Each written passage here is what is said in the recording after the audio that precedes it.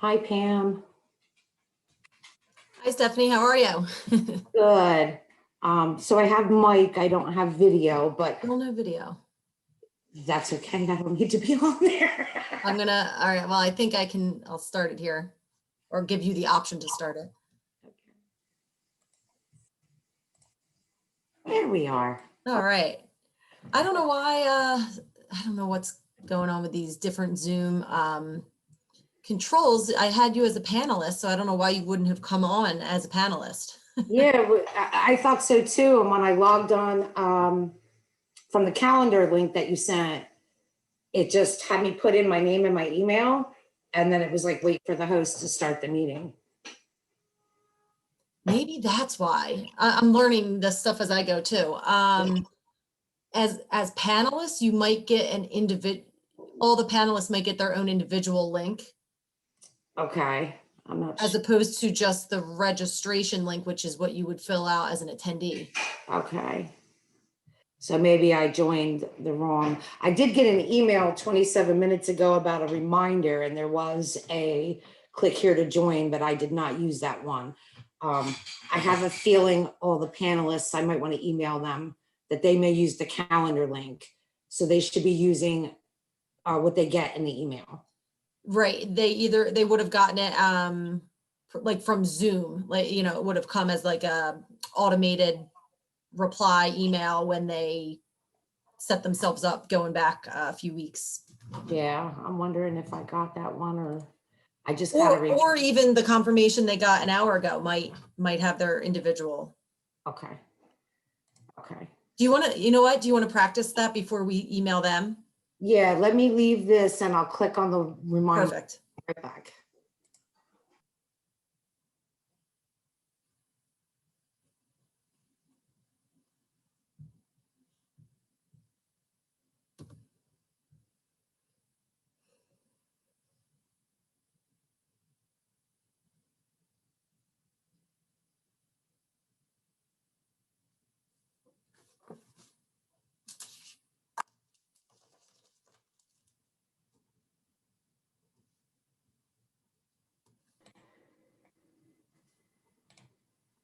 Okay, so that one had me sign in as a host.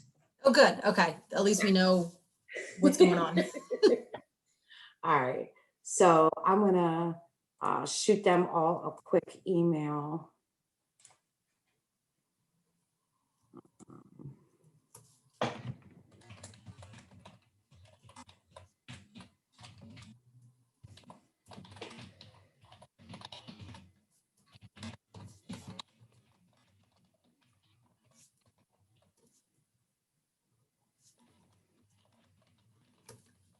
That explains a lot with the last couple of webinars I've hosted too.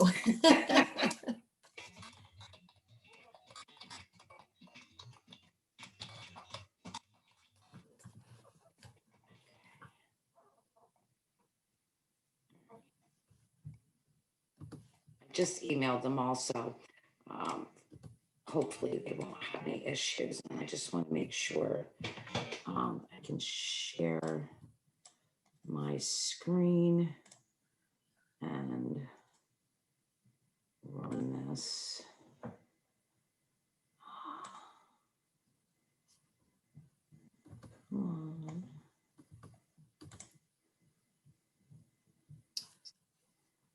All right, that looks good to me. Okay, you can see that okay? Make sure it progresses. There's just 4 slides. It was almost like a short program, and I figured I'd just let that run as people were logging on, and then when we start at 5, I'll just stop sharing it. Are you able to do full screen? Display settings.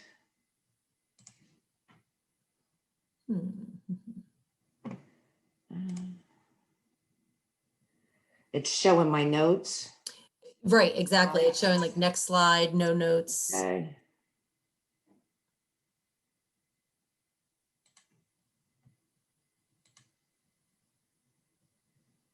Oh, hide presenter view. That's weird. I feel like, oh, there you go. There it goes. That's great. Perfect. Score. I love that this early login time. I always have my presenters log in and it's 15 minutes and it goes like that because there's always people questions, and I'm always so glad we did it. Well, that's what I said to my boss. I said, you know, because we did this last year on the fly because we shut down like right before we were supposed to have. Right. But this year I was like, okay. Oh, one of the judges, I'm getting multiple reminders and messages. Oh, maybe because I wonder if it's because they accepted the student one. Yeah, I'm not sure if they did. I I don't know. them this morning and tell them not to do that. I don't know why they would receive more. That one's out of my hands. That's automated from Zoom. The poor kid, he emailed me this morning. He goes, oh my God, I'm so sorry. I don't know what I did. I was it to my calendar and I didn't realize it sent an invite. And I told him, that's quite all right. I said, we understand. Oh, that's funny. He emailed you. So he caught himself, I guess. Well, when I sent the email this morning, I sent to everybody in the calendar. And as I'm sending the email, I saw the email at WAEZ. And I went, oh my God, it's one of the kids. But I just figured I'm not going to call him out on it. Right.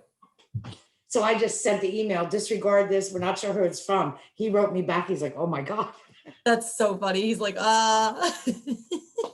he's emailing deans and things. So, oh, see now Tammy, I see Tammy's here. All right, and she's listed as an attendee. Okay, good. So she's on. She can hear us. But oh wait, she's saying hi. Hi, Tammy. Working out some kinks here. Yeah, so I felt bad for him. Okay, and we got it, and then and then I can monitor. I'll be able to monitor both the Q&A and the chat if people ask questions or if the panelists send me anything because they're trying to. Okay. Yep. Otherwise, the audience doesn't tend to chime in on this one. It's more if Catherine needs something or one of the judges or anything needs. Yeah, true. Yeah, it's more listening. Yeah. or Tammy yelling at me, go, wait, you forgot something. Okay, perfect. All right. I think we are all set. And I guess if any of the other panelists log on and don't log on the right way, if I go into participants and I see them in the attendees like Tammy, I can promote them to panelists. That's exactly what I did. Yep. And then, okay. And then I had to so when you did that just at the beginning of this, I made you a panelist and that allowed you to speak. But what did I click to have you also turn on your video? I hit promote to panelist and then I'll figure it out. Don't you worry about it. I think co-host, it might have been, which doesn't make sense. They shouldn't, in theory, they shouldn't need to be a co-host to have their camera on, but I think that's I think that's what I did. Okay, I'll definitely figure it out. Cause like I see, I can highlight over Tammy now and I can promote her to panelist. I can remove her or I can allow her to talk. Yep, exactly. Okay. And I'm going to make you the host. Okay. The full host, not just a co-host. So that when I leave, do you want to do? Yes. Okay. Yep. Oh, I see it. You're the host now. Okay, great. And actually, I think when I move people over to panelists, there's a video camera next to them. So I could probably just click on that and allow them to Oh, good. Do that. Okay. Oh, I see it now. Yeah. Yep. Perfect. All right. Well, Tammy, listening in, this is all good.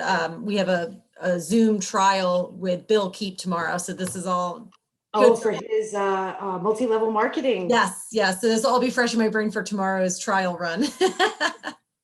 Well, thank you. You have been a huge help because Nicole Began usually handles all of this. I will be so glad to have her back in 2 weeks. How's she doing?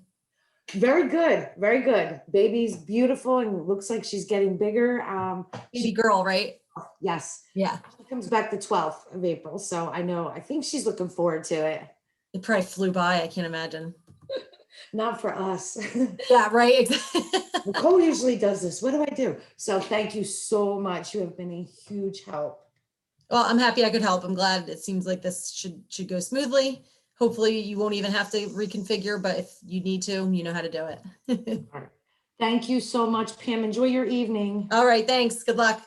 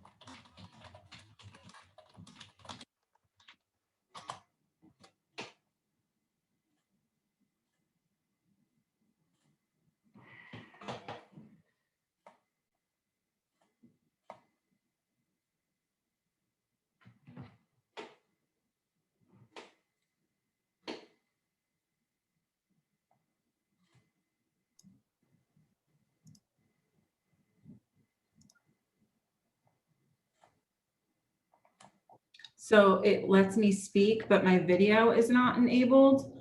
That's completely fine. I don't need to be on there, but if you want to just understand how it all works, that's up to you. Yeah, so she said the way she had to do it was make me a co-host. There's a little video camera thing here, but it won't let me click on it.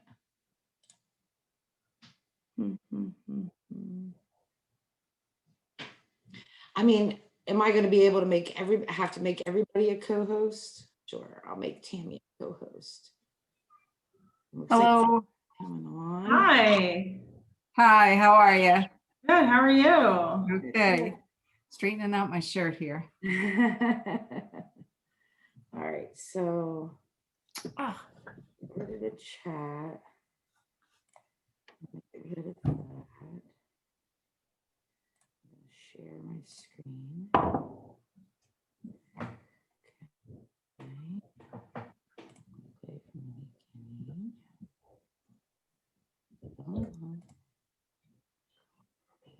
Hey, Tammy. Hi. Hi, how are you? Good. How are you? Good.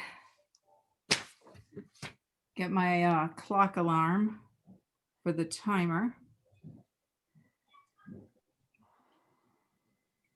Oh, here's the only thing is I can't. If I do this full screen, I can't see the participants. Let's see. The order of them.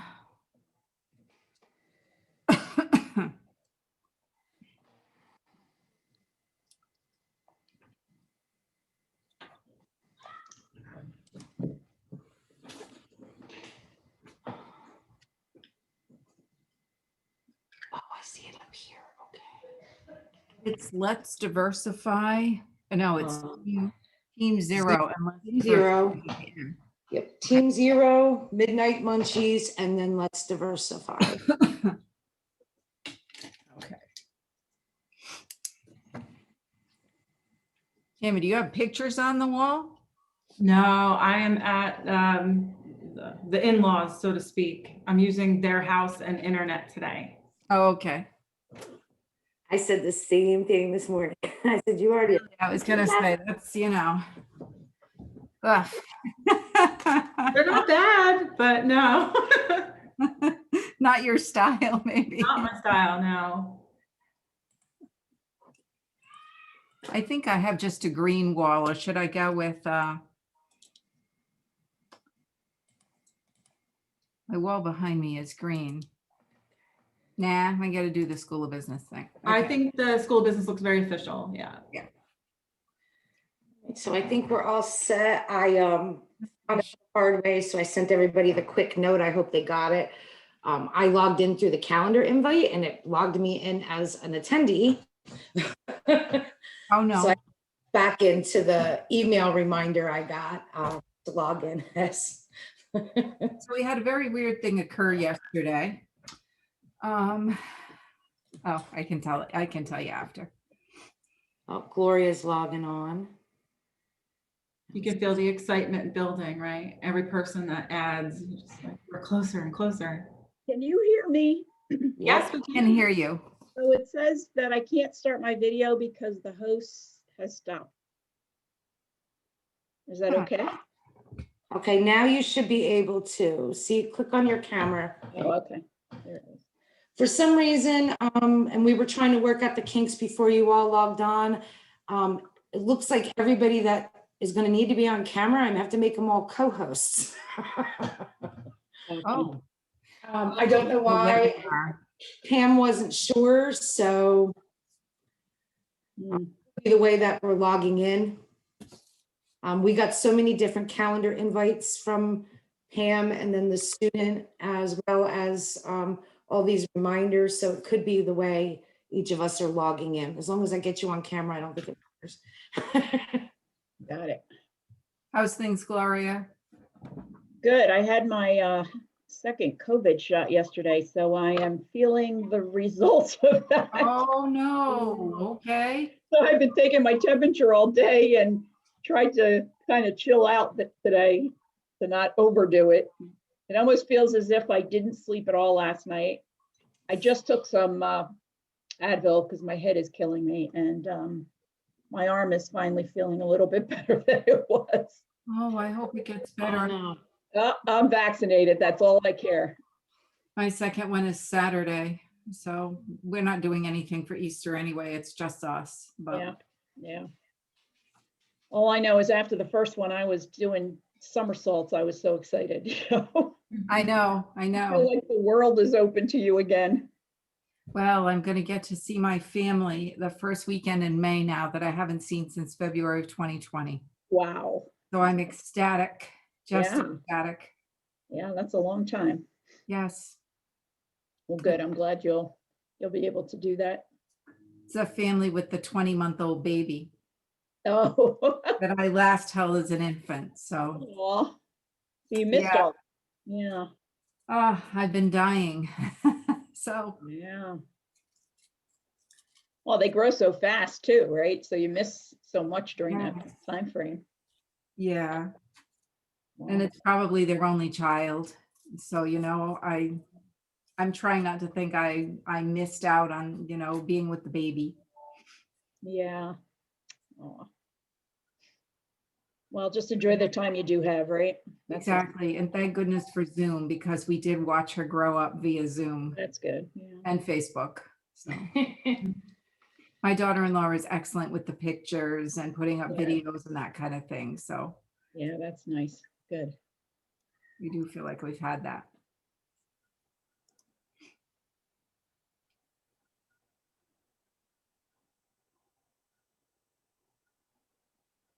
Have you moved yet? I did move. I moved last Monday, a week ago Monday. Okay. Congrats. Well, Tammy moved too. Yeah. Yes. Oh no, why is it my picture? Huh? Okay, Ariana, go ahead and click on your camera now. It should work. Is it working?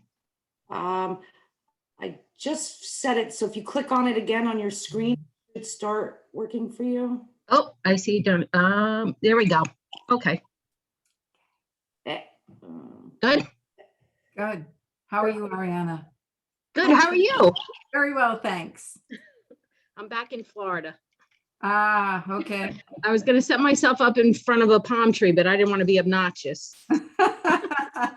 Thanks for that. Yeah, thanks. It's raining here. Oh, no. Pretty dreary. Yeah. Oh, no. It's gorgeous here. I can't even tell you. Yes. Actually, I won't tell you. It's awful. Please don't. Today and tomorrow raining, but then I think the weekend's going to be nicer if a bit cooler. Oh, all right. Yeah, It's coming, though. It's coming. it's coming. Yes, things are blooming pretty well. Yes. Yeah. That's exciting. No, we're getting there. We got spoiled by that 80-degree temperature last week.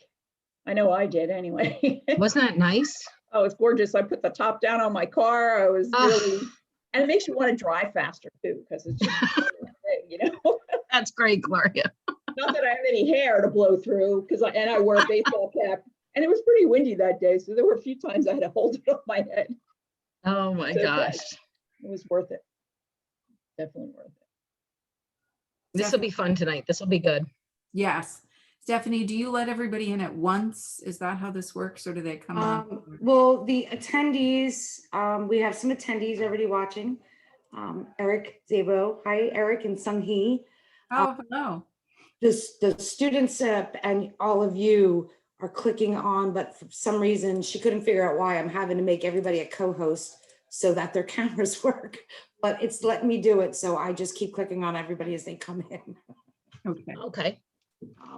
But the students will stay with their cameras off and their mics off until Catherine introduces them for their turn to present. Sounds good. And I'll just keep monitoring. And we're still using our same number, that same conference call number after, right? Yes. Yes. Okay. We just gotta remember to turn everything off. Yeah, just shut off your mic and your camera before you do that.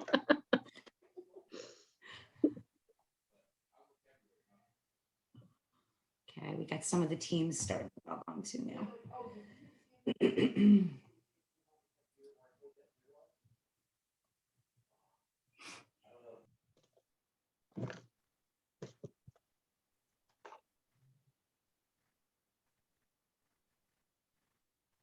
So I don't have a speaking role or anything like that. I just want to be here for support, of course.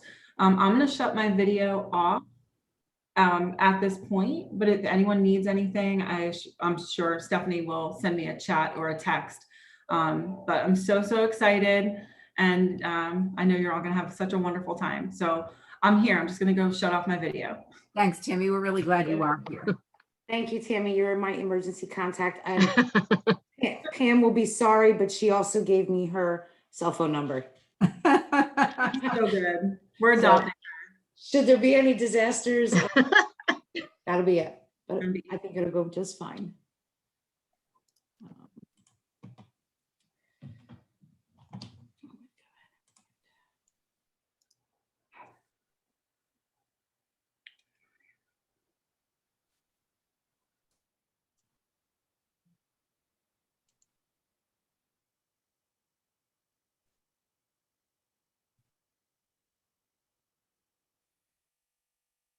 Good photos of all of you. They look a little bit different than our graduation photos a couple of years ago. Couple years ago. Just a couple. I just found mine.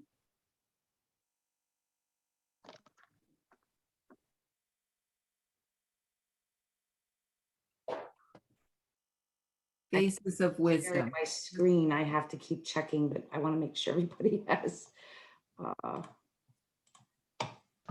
access.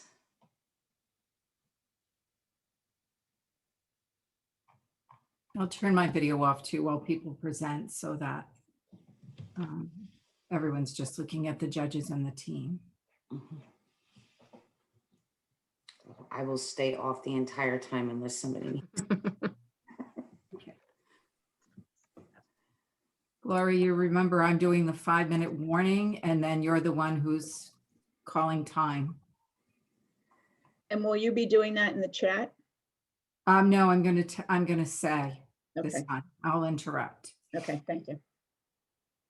And then Gloria's usually very nice about saying thank you. Great. Ryan, How's it going, everyone? Hi, Ryan. Well, how are you, Ryan?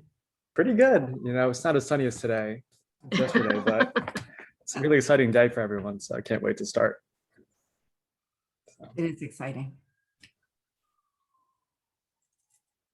Okay, so we're looking for Blair and Greg and a few more team members.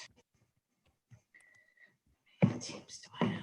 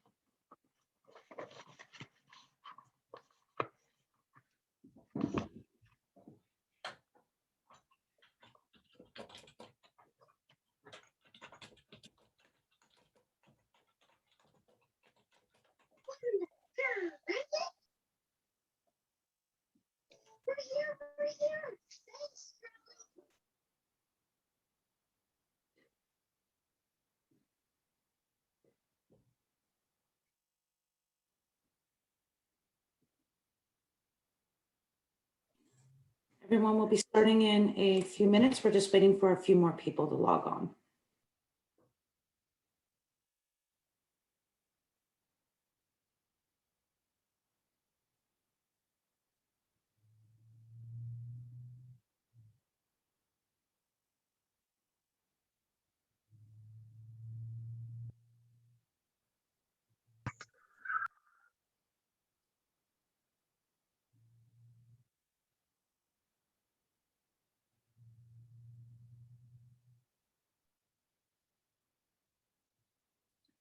Hello, everyone. We're just waiting a couple minutes for everybody to sign in.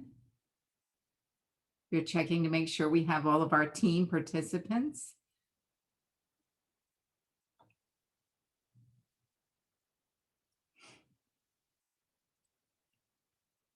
Seeing we have an excellent turnout amongst observers, so that's really good. Thank you so much for coming on.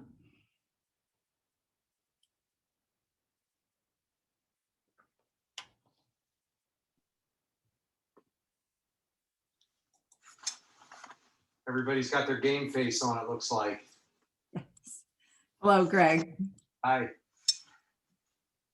Okay, I just want to check with all the judges as well as all the team members. Do you have access to turn on both your mics and your cameras? If you could just test them out for me really quick before we get started, so I know everybody's good to go. Can you see me and hear me, Steph? Yep. Steph, can you hear me? It's Blair. I'm having trouble turning my camera on. It says you're preventing that from going on? Hold on. You can fix that, I think. Yeah, Blair, try it one more time because I added you as a co-host. This is why I wanted to check everybody. Ah, there we go. We are seeing your keyboard. There we are. All right, we got that now. Okay. Who is this person?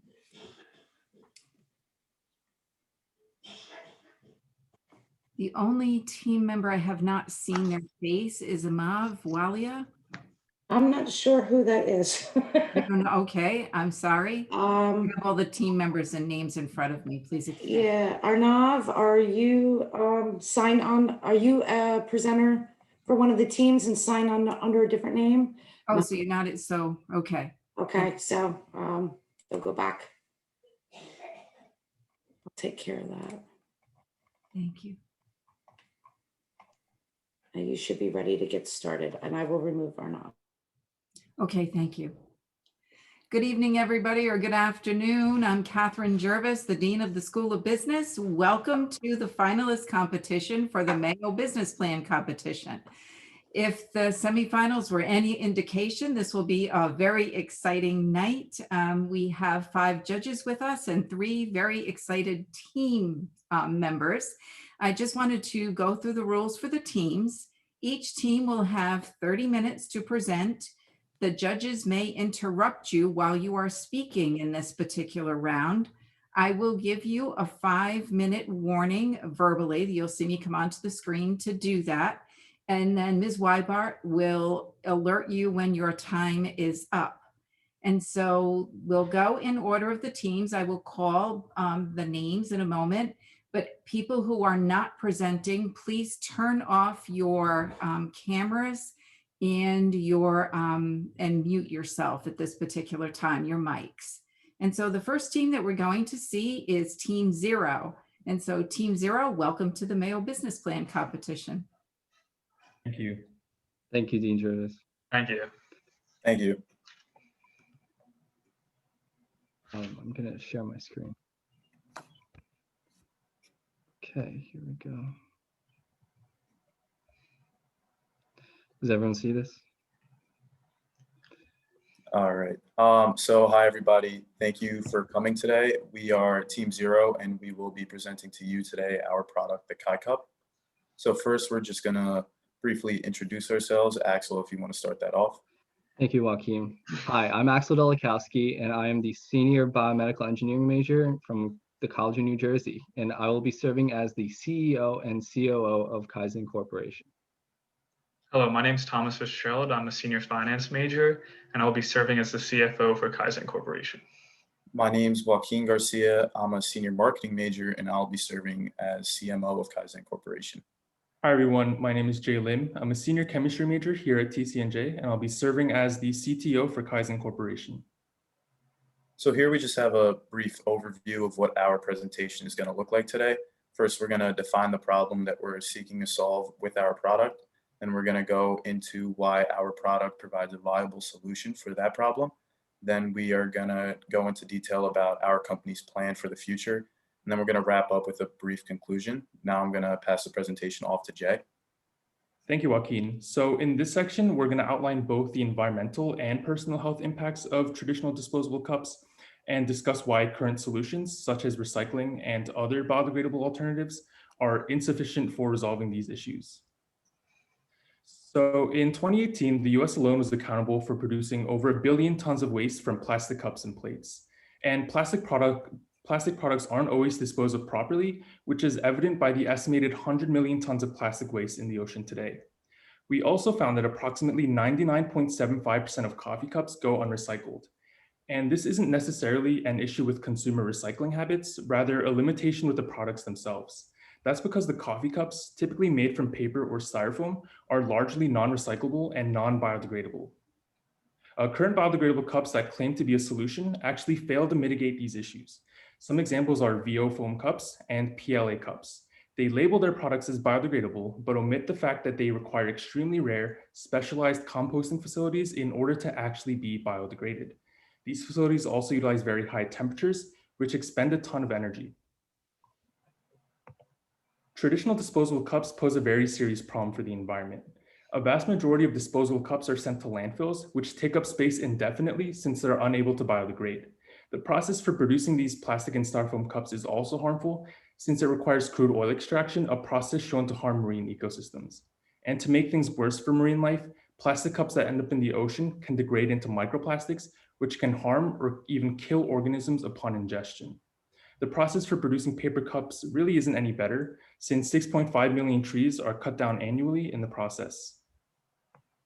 Microplastics can impact our own health as well, since they're found in a majority of commonly consumed fish species. Some of the chemicals found within these microplastics have been shown to disrupt our hormones. Furthermore, there are also personal health implications to crude oil extraction, since hazardous and toxic air pollutants are released in the processes, thus affecting the quality of the air we breathe. So our solution is the Kai Cup. Kai Cup is the first upcycled, renewable, home compostable cup. The materials used to produce Kai Cup come from seafood waste, where chitin, a strong polymer found in crustacean shells, can be made into a tasteless, odorless, durable bioplastic cup. By using the Kai Cup, consumers have the opportunity to steer clear of landfills, reduce microplastic pollution, and lessen the demand for harmful oil-based products. And what do I mean by home compostable? Chitosan, the constituent of Kai Cups, has extraordinary soil enrichment properties. Kai Cups can be repurposed as a pot to be buried along with the plant, can be blended in hot water, then used to water plants, and it can even be shredded and sprinkled over soil. We really started experimenting with the chitosan bioplastic last month and have continued to develop a proficiency with the material since then. Cup number 1, which is the cup on the left, was our first attempt at making a chitosan bioplastic cup about 2 weeks ago. Dr. Fernandez, the Harvard researcher who inspired our product, was kind enough to give me general advice on how I could improve our prototype. After that, I was able to make rapid improvements and produce cup number 3 just 9 days later. As you can see, we've made significant improvements in both the transparency and smoothness of the material, and we were also able to improve the structural integrity as well. The image on the right is just showing the results of our experiments with different shapes and dyes. It blends very evenly with food dye and adopts the shape of various molds with clear definition, as shown by the star and spoon. This suggests the possibility of developing other functional objects in the future, such as eating utensils, straws, and lids. Thank you, Jay. I will now discuss our plan towards creating our Kai Cup solution. We have a 3-phase operating plan with a built-in COVID-19 contingency. Phase 1 is best characterized by R&D, market research, and advocacy. This includes development of our novel bioplastic for high-volume manufacturing and raising awareness for the growing macro and microplastic pollution issue, along with our solution. Additionally, an early partnership with TCNJ could increase R&D capabilities and increase company exposure. Phase 1 spans the entirety of 2021. Phase 2 begins with initial production and product marketing. Sales should be driven by strategic partnerships with entities such as TCJ and Custom Inc. Phase 2 begins during the latter end of R&D. Phase 3 is the continuation of Phase 2 marketing, paired with mass production and the start of distribution partnerships with progressive companies such as Trader Joe's and Aldi's. Lastly, our COVID-19 contingency involves the continuation of Phase 2 and delay of Phase 3 until the lifting of COVID-19 restrictions. So we plan on taking advantage of industry standard high throughput manufacturing processes, primarily thermoforming and injection molding. Our initial investigations in chitosan bioplastic development have revealed the need for a vacuum homogenizer to prepare the chitosan into a workable bubble-free medium for either process. This tool is essentially a vacuum mixer that mitigates bubble formation during mixing. Thermoforming involves two additional machines, a sheet extruder and thermoformer. As seen in the left animation, the thermoformer uses customizable molds to shape and cut the sheets into the desired configuration.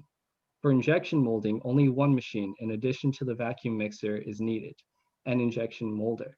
As seen in the animation to the right, the liquid material is injected into the custom mold and is then cooled and removed from the mold. Regardless of what process, a film of carnauba wax will be applied to the cup for waterproofing. I would like to note that the injection molding process can also produce plastic cutlery, leaving room for expansion of our products. Depending on our R&D in Phase 1, we will have chosen one of the two processes to scale production further.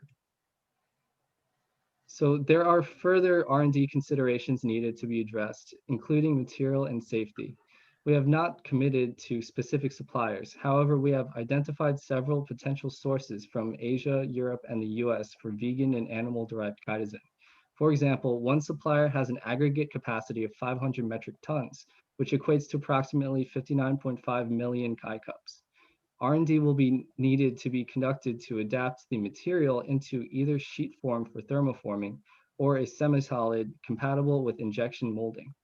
Intellectual property resulting from this research will characterize the bulk of our provisional and non-provisional patent filings. In our own patent searches, we have not found claims pertaining to chitosan bioplastic or processes involving chitosan bioplastic. This gives us an opportunity to pursue those patents. On the safety end, there exist several mechanisms, including the FDA, which needs to be addressed. The Kai cup is considered a food contact substance, which invokes CFR 171, which we will be compliant with. Calcium carbonate, chitosan, and carnauba wax, the main constituents of the Kai cup, are considered generally recognized as safe for human consumption, should that ever happen. We would also like to disclose that our product is made from shellfish.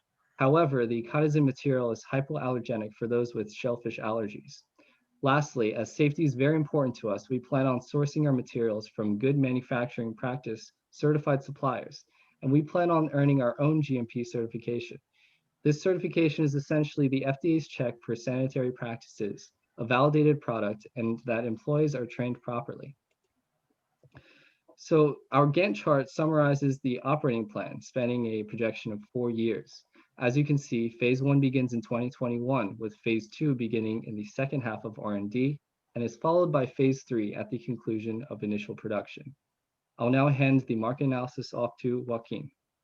Thank you, Axel. Just to quickly review our total addressable market, the global disposable cup industry was worth $14.3 billion in 2019 and is expected to grow at a compound annual growth rate of 6 to 7% through the year 2026, indicating a large and growing market. Within this market, we will be utilizing psychographic segmentation paired with consumer demographics to generate our segmentation and targeting strategies by segmenting the market based on consumer attitudes towards environmental sustainability and targeting environmentally conscious consumers, including Gen Z, millennials, and other likely environmentally conscious demographic profiles, such as college graduates. This leaves us with a very large market to operate in at a profitable level. The main challenge now is to develop an optimal price point to position our brand as a premium brand, with the realization that we are still operating in this disposable cup market and need to remain competitive within this market. We're optimistic that our market research during Phase 1 of our operating plan will allow us to find that optimal price point. Another key aspect about the market that we are well aware of is the various entrance barriers, such as the safety requirements enforced by the FDA intellectual property rights, building a network of retailers, the cost of initial equipment, as well as others. And now, of course, we acknowledge that these are significant barriers that we must address, but we are fully committed to overcoming them. Now I'm going to pass it off to Jay for a brief competitive analysis. Thank you, Joaquin. So in performing a thorough competitive analysis, we have identified 3 significant competitors, both current and potential. The traditional disposable cup, our main competitor, is expected to have a sales price of 3 cents per cup cheaper than the sales price of Kai Cup. We would therefore market ourselves as the eco-friendly premium disposable cup. We're also looking to lessen the cost of material of our cups through implementing cheap biodegradable fillers, such as calcium carbonate from discarded eggshells. This will not only improve our profit margin, but would also give us flexibility in the event that we wish to implement regular pricing as opposed to premium pricing. I also want to address that some plant-based communities may prefer traditional cups over Kai cups because our product is derived from seafood waste. However, some chitosan suppliers actually extract their chitosan from fungi, so there's potential in the future to have a plant-based alternative. It's also important to consider that our eco-friendly selling point appears to be less unique when consumers see that there are other biodegradable cups on the market. Therefore, our advertisements will be aimed towards education, demonstrating that Kai cups are truly the better alternative. And lastly, while there are no other chitosan bioplastic cups on the market, we have to consider the possibility that current bioplastic startups may eventually introduce their own product line. The 2 startups we have identified, Quantec and Shellworks, are both in their development phase. Neither have expressed intent to enter the disposable cup industry, but we don't wish to underplay their potential to. As mentioned previously, we plan to file a provisional utility patent as soon as possible. While the provisional utility patent is active, we will refine our manufacturing methods and seek legal guidance when it's time to file for a non-provisional utility patent. Mr. Garcia will now go over our sales and marketing strategy. Thank you, Jay. As for our marketing efforts, we will be focusing our efforts on aggressive social media campaigns using paid targeted advertisements on platforms such as Facebook and Instagram. These platforms allow us to utilize digital analytics to formulate detailed profiles about social media users, which allows us to target these specific demographics and psychographics of our choice with our sponsored posts. With 80% of all American adults being active on at least one social media platform, this strategy provides high potential for a broad reach within our target market segment. The nature of these campaigns will be educational and emotional. They'll educate our audience as to why our Kai cups offer a proven viable solution to this issue of current single-use cups, while also emphasizing how many of the quote-unquote green sentiments and initiatives coming from current disposable cup providers actually fall short and don't actually accomplish what they're setting out to accomplish. We're also well aware of the potential overlap in our target market segment with consumers who are either vegans or animal rights activists or things like that. As a result, we'll also be including messaging in our advertisements to defend against any potential pushback or pressure from this group, such as communicating the net benefits of using our products for marine life and wildlife as a whole, as well as the fact that we source our chitin from already existing seafood waste and don't actually contribute to any additional seafood extraction. We're also optimistic, as we mentioned before, that we'll be able to harvest chitin from plant-based sources in the future. We'll also be looking to utilize social media influencers as brand ambassadors to leverage their following to broaden our reach on social media. However, our current priority remains in educating the public on our product. So 85% of our advertising budgets will be for those ad campaigns and 15% will go towards influencer marketing. We'll also seek to leverage the consumer bases of other companies by establishing business relationships with them. For example, we'd love to work with Custom Ink, who's developed a large consumer base among college students already. Now, of course, we wouldn't expect any kind of manufacturing or distribution help from Custom Ink, but instead just pay them a small royalty for allowing us to place our products on their website for sale. Now, you might be asking yourself, why would a company like Custom Ink enter a relationship like this with us? And there's a few reasons for this, one of which is because there's really little risk associated with this kind of relationship, but there is high potential for a high reward for them. Also, supporting a company like ours, whose mission literally revolves around environmental sustainability, is a great move for public relations, especially at a time when corporate social responsibility is as important and has a bigger spotlight than ever. Next slide, please. Now, in regards to our distribution, we'll be looking to utilize a retailing strategy and have our cups being sold at major grocery and convenience store chains such as ShopRite, Trader Joe's, and Walmart. We'll also be setting up our own distribution through online orders from our own website. Now, we do understand the difficulties and high customer acquisition costs that are associated with a retailing strategy like this, which is why we're placing an emphasis on establishing these business relationships like the one I mentioned before with Custom Ink. Also, for the reasons named in the previous slide, we are optimistic about being able to sell our cups to large businesses whose operations depend on disposable cups, such as Starbucks or Dunkin' or Dairy Queen or places like that. On top of those reasons, we feel that there are some financial benefits for these companies to using our products in their operations because of the potential cash they could save on overhead costs associated with trash disposal and removal. Partnerships of this nature would also allow us to break into an additional larger and more sustainable segment outside of our consumer segments, while also serving as another efficient distribution channel for us. Now I'll be passing off the presentation to Tom to talk about our financial projections. All right, thank you, Joaquin. So for our financial analysis, we want to look at some of the key financial assumptions and projections regarding the Kai Cup. We'll begin by looking at our payment process. So we plan on offering a 30-day credit period on our business-to-business orders, in which we are considering incorporating a discount period. However, this is still under consideration because the exact terms need to be determined. We want to offer terms that incentivize early payment, but also leave us room for profitability. For our business-to-business payments, we expect large orders could be settled via an electronic funds transfer or through a mailed check. And for our business-to-consumer payments, we expect payment processing services such as Square, PayPal, or Shopify to be needed to process credit card and debit card payments. And each of these services offer very comparable fees associated with transactions. Therefore, we would have to take a more qualitative approach to see which of these is the best fit for our business. So moving on, we want to look at Kai Cup pricing. We plan to use a cost plus pricing method, wherein we price for a contribution margin of 3 cents per cup. This will likely lead to different selling prices between selling locations due to fees associated with sales. For example, at retail stores where we'll have business-to-business sales, we expect our selling price to be lower because we have less selling fees, whereas online, such as our website and Amazon, where selling fees are expected, we expect that we have to increase the price to preserve our contribution margin. We also expect that pricing and contribution margin will be affected by our discount period, and we expect to lower our prices as our costs are reduced so that we can become more competitive in the market. So moving forward, I want to look at some of our financial assumptions for our first year's financial statements. I'll highlight the 5 most important to us.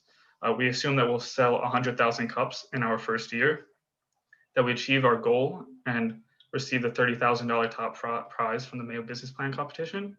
We expect to pay $25,000 in rent for industrial space. We expect to invest $60,000 in manufacturing equipment, $3,000 of which we depreciate in our first year. And we expect to have to take out a 5-year, $100,000, 7.5% interest-only loan to allow us to invest in our equipment and to continue operations throughout the year and into the second year. So first, we'll look at our first year income statement. We expect to have a sales revenue of $10,000 on the 100,000 cups we sell, which is eroded by our cost of goods sold, our operating expenses, our depreciation expense, and interest expense, so that we expect to realize a total net loss on the year of roughly $39,000. However, if we look at our balance sheet, we do expect to end the year with cash on hand in excess of $33,000 and inventory of $1,300, which will be key for us to continue operations into our second year. We also expect to have accounts payable of just over $500, and of course the $100,000 in long-term debt from the principal on our 5-year interest-only loan. Looking further forward, we've projected our revenue and net income through to 2023 using a bottom-up approach to try and gauge how many people we can reach and how many cups we can sell in these years. In 2021, we expect to be able to sell 100,000 cups. By 2022, we think we could sell 250,000 cups, and then at least 750,000 cups by 2023. And while we can see that our revenue does dramatically increase from 2021 to 2023, we still believe that we will have a projected net loss in each of these years. In 2021 and 2022, we project to have a net loss of roughly $39,000, which we expect to cut to roughly $29,000 by 2023 at these sales volumes. However, there are some considerations that we've made for our financial projections. We do have other sources of funding that we could pursue. We could draw on personal savings, borrow from family and friends, seek seed funding from SBIR and STR programs for the Small Business Association or other similar programs. And there's also the possibility of private equity and venture capitalist investments in our company. We also want to note that 2021, while we projected that would be our first year, given the progress of earlier stages, we might have to push off into 2022. However, the projections remain the same. And we also want to stress that investments in equipment lay the path to profitability. With this in mind, looking forward, our break-even point is roughly 2.5 million cups, which, given our first-year investment in production equipment, we believe that we could produce upwards of 5 million cups, which is well in excess of our break-even point. Furthermore, assuming a consistent growth rate through to 2030, we believe our 2030 revenue could be as much as $84 million with a contribution margin of $27 million. Our major focuses moving forward include pursuing intellectual property protections, establishing a retail presence, lowering the cost of production for our cups, and building strategic partnerships to strengthen our brand. With that said, I'm going to pass it off to Axel for some closing remarks. Here we go. Thank you, Tom. I would like to conclude this presentation with key takeaways. KaiCup will work because we plan to create a circular economy through upcycling seafood waste and creating a sustainable product. We will be adapting industry-proven scalable manufacturing technology for high throughput production to meet increasing demand. We will be successful, most importantly, as a team, as we are very well-rounded with our expertise in engineering, organic chemistry, marketing, and finance. Global, social, and economic trends are in favor of sustainable businesses and products such as ours. We plan to reinvest our winnings directly towards bringing about the first upcyclable, renewable, home compostable cup to battle the impacts of single-use plastics in our environment and our homes, the KaiCup. Thank you. This concludes our presentation. Special thanks to our advisors, Dr. Anthony Lau and Chris McKenzie. Do we have any questions? I do not. Very good presentation. Thank you. I've got a few. Go ahead, Greg. No, go ahead. I just had one quick question. I remember reading in your business plan, first of all, great concept, great presentation. You had expressed that you had a challenge with high temperature liquids. And I was just wondering if there's anything in the works to address that, and if you think that'll be a problem with your potential buyer in that they want to buy their hot cups and cold cups from the same distributor. Right.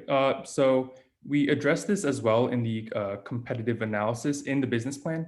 As of now, there's no evidence to suggest that it can be adapted to hot temperatures. I don't want to make any assumptions now, but I do stress that regardless, most people buy paper and styrofoam cups for their versatility, right? They want just one cup that will work for hot beverages and also cold beverages, right?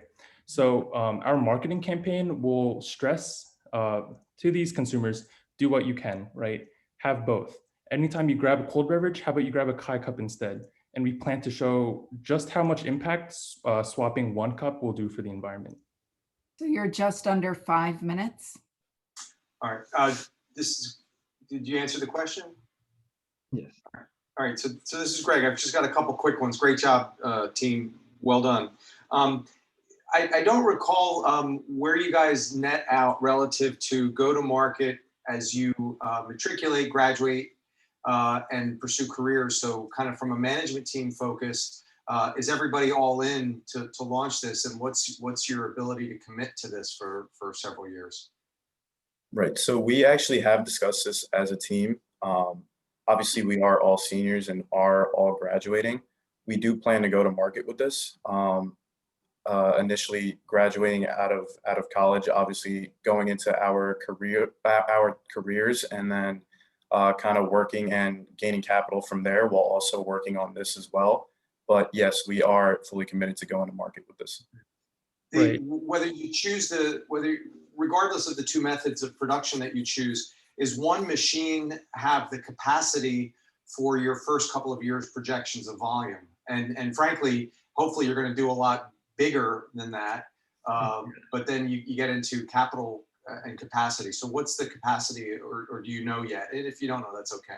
So go ahead, so the machines that I have available are like, there's a huge variety. Like you can spend upwards of like 20, 30,000, 50,000 on like one unit.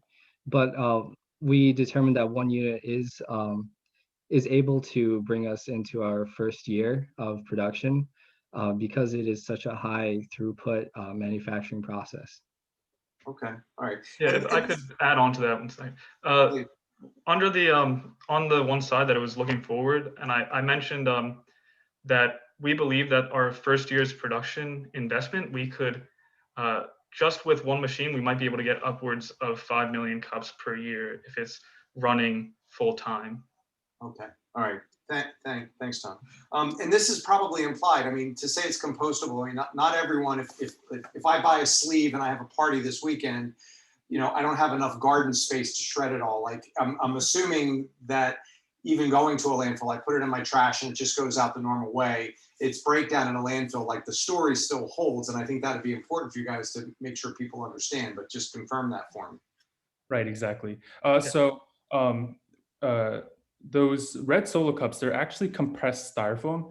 And so once they hit the landfill, because it's a hollow structure, it's a lot of wasted space, right? It will never break down. It'll never crush and utilize all the empty space in the middle. As opposed to Kai Cup, which will be exposed to solvents in the landfill, is expected to make use or minimize that hollow space in the cup and minimize space in landfills as well. Gotcha. So Jay, correct me if I'm wrong, it's also dissolvable in water, right? That's right.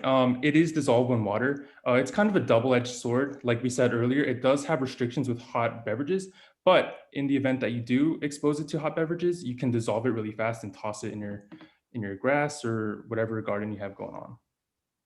Thank you. I have one question as well. Go ahead, Ryan, quickly. Sure. So regarding your business plan, you guys mentioned this Harvard paper in 2013 mentioning chitin. Mm-hmm. And I'm curious, like, it's been 8 years since that paper came out. Why hasn't there been any much more, like, I guess, hype about this product or this, chitin? I believe there are several reasons why manufacturers haven't pursued this. Current large-scale manufacturing machines, such as the injection molders, haven't claimed compatibility with chitins and bioplastics because they're so novel, right? This could potentially damage and likely void the warranty in the case that they use chitins and bioplastics for it. And that's that's a very high expense that they may not want to, risk doing that with. I hate to interrupt, but time is up. Thank you so much. Really appreciate it. Again, great presentation. Yeah, great job. Thank you. Thank you. Well done. Thank you all. If now you can turn off your cameras and your mics. Thank you. And then the next team that we're welcoming here is Midnight Munchies. Thank you for having us. Thank you. Oops. And could I just remind you when you're finished, if you could stop sharing your screen, because then the participants can see you better. So thank you. So hey everyone, thank you so much for coming out tonight. Today we'll be taking you through our business plan. My name is Christopher Camacho. I'm Tony Morency. And we are Midnight Munchies. So the agenda for tonight, first we're going to identify the problem.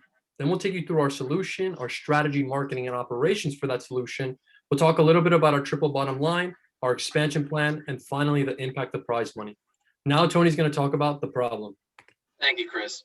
So in our 4 years at TC&J, Chris and I consistently faced one major problem, and that was that TC&J really lacked late night food options, especially ones close to campus. And both of us being commuting students, it was typical for us to do 1 or 2 late night lectures from 6 to 9 p.m. twice a week.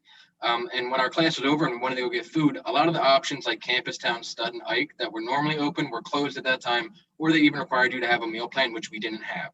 Now that left us with a few options like T-Dubs, the Library Cafe, as well as the convenience store in Ike, but we felt those all lacked quality, affordability, and diversity in food offering. Now off campus, there were more options, but they were mainly fast food, which is obviously food that's not good for you, and it gets old very quickly. Not to mention it would require a car to get there, or you would have to pay additional fees to get the food delivered. And we wanted to make sure it wasn't just a problem that we were facing. And so we did a survey of over 200 TC&J students, a mix of residential, both on and off campus, as well as commuting students. And the results were very interesting. We found out that TC&J students strongly agreed with us. And in fact, 96% responded there's not enough late night options at TC&J in general. And another 96 responded that there's at least a moderate, if not a strong need for closer options on campus. And now Chris is going to talk about what is currently available. Thanks, Tony. So we wanted to see what students thought about the main late night option, T-Dubs dining. Of the 206 respondents, 55.8% responded it's decent food, but expensive. Another 36% responded it's below average food and expensive. And we saw this as a great opportunity to introduce a new food option on campus. So what type of food do students really want? Our original idea was for classic college food, cheesesteaks, burgers, fries. But of the 206 respondents, 84% said they wanted some type of Latin cuisine, like empanadas, arepas, and tacos. This ended up being a great pivot for us because I come from a Venezuelan family. As you can see on the right, that's me, my grandmother, my dad, and my mom cooking traditional Venezuelan cuisine. We do this every single Sunday, matching that experience with Tony's 2 years of operational experience, and we make a great team.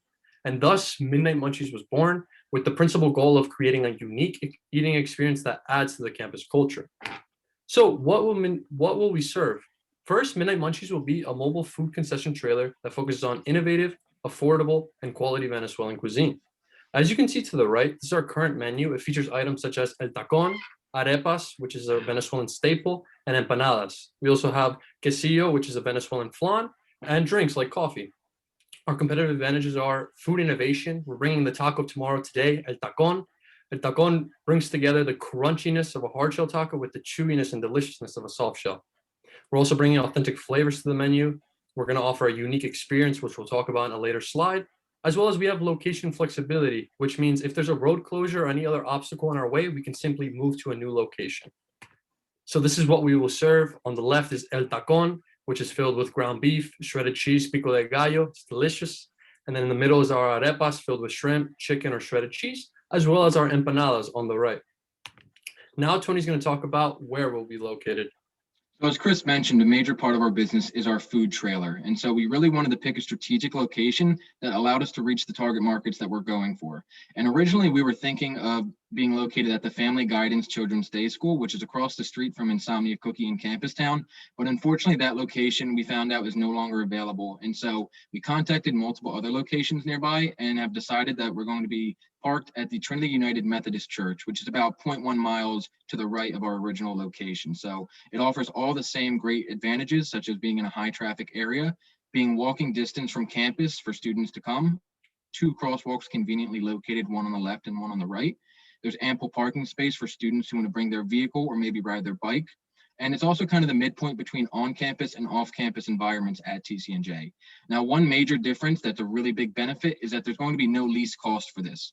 So after speaking with the pastor of this church, Pastor Brian, he met with his attorney and found out that if he were to charge Midnight Munchies a lease fee, that would count as repurposing the church parking lot, and therefore there would be additional tax implications for them. And so he felt that it was a fair bartering of services, that Midnight Munchies is bringing a service to the TC&J community that's very needed, as well as offering the benefit to the church of getting more students involved. And that's a really big goal of them because they have 2 additional pastors besides Pastor Brian who are dedicated just to TC&J student involvement. And so it would cost us no money. And after speaking with the zoning officer in Ewing, New Jersey, we were assured that this location is permitted to sell food. Some other really good additional benefits is that every Wednesday, this church hosts a 300+ Alcoholics Anonymous meeting. And so this is a really good weekly financial opportunity for us. And again, after speaking with Pastor Brian, he was saying that the people who attend these meetings are always asking them to, bring snacks or supply them, as well as coffee. And that really inspired us to actually include coffee on our menu. There also is the added benefit of Sunday mass services in the early dinner and late lunch. And this trailer here that you see is the exact trailer that we would be using for our business. And underneath that, that's actually a layout of the trailer kitchen. Now, to give you again a better idea of where we're located, so this is an aerial view. The far right, where the grass is actually the main lawn at the TC&J campus, right near Trenton Hall. To the left of that, those buildings represent Campus Town. And specifically, I want you to look at the red dot, which is Panera Bread. And directly across the street and slightly to the right is where our Trinity United Methodist Church location would be. So it's in a high traffic area and it's very close to campus and offers a lot of great benefits. And now Chris is going to talk about our specific setup we plan to have at the church. So customers will be able to place orders either by walking up to the trailer or placing orders ahead of time via carryout or delivery. And they could do that with our phone or by visiting our website. As you can see on the bottom right, this is our current pre-launch website. It talks a little bit about who we are. It shows our menu as well as our other revenue stream catering, which we'll get into a future slide. We do acknowledge that our location could be quite far from some locations on campus, such as Traverse. So to combat that, we're going to offer free delivery up to 5 miles from the trailer's location. But we do believe that our trailer's location can offer a unique experience. If you direct your attention to the picture on the left, this is where our truck will be and where people will wait in line to be served. We're going to set up to the right of that an area for people to sit down and enjoy their food. On the left is an area reserved for events. So this would be dancing, eating contests such as an empanada eating contest, and karaoke and more. And if you see on the bottom right, that's where the employees will park and our delivery drivers will be located. And they can either deliver with their car or with the company-owned electric bicycle that can get them to places on campus that they wouldn't be able to with a car. And on the left of that is the customer parking. So customers can park there, they can put their bikes there, etc. Now Tony's going to talk a little bit more about the seasonal business strategies. So Midnight Munchies definitely acknowledges that there is some seasonality to the food truck and trailer business in New Jersey. And so we're going to operate with slightly different strategies throughout the year. So for non-summer months, which would be September through December and February through May, with the food trailer being closed in January due to general inclement weather, our hours of operation are really going to be tailored to the late night and dinner crowd. So on Monday through Thursday, we'll be open from 7 p.m. to 1 a.m. On Friday and Saturday, we'll be open from 7 p.m. to 2 a.m., so slightly later on the weekend. And then on Sunday, we'll be open from 11 a.m. to 6 p.m. to, again, really capture the Sunday mass services, early lunch, late lunch, and early dinner services. And during non-summer months, because colleges are in session, we're going to be mainly focusing on college campus locations. In the summer, it's going to be a little different because obviously those colleges are out of session.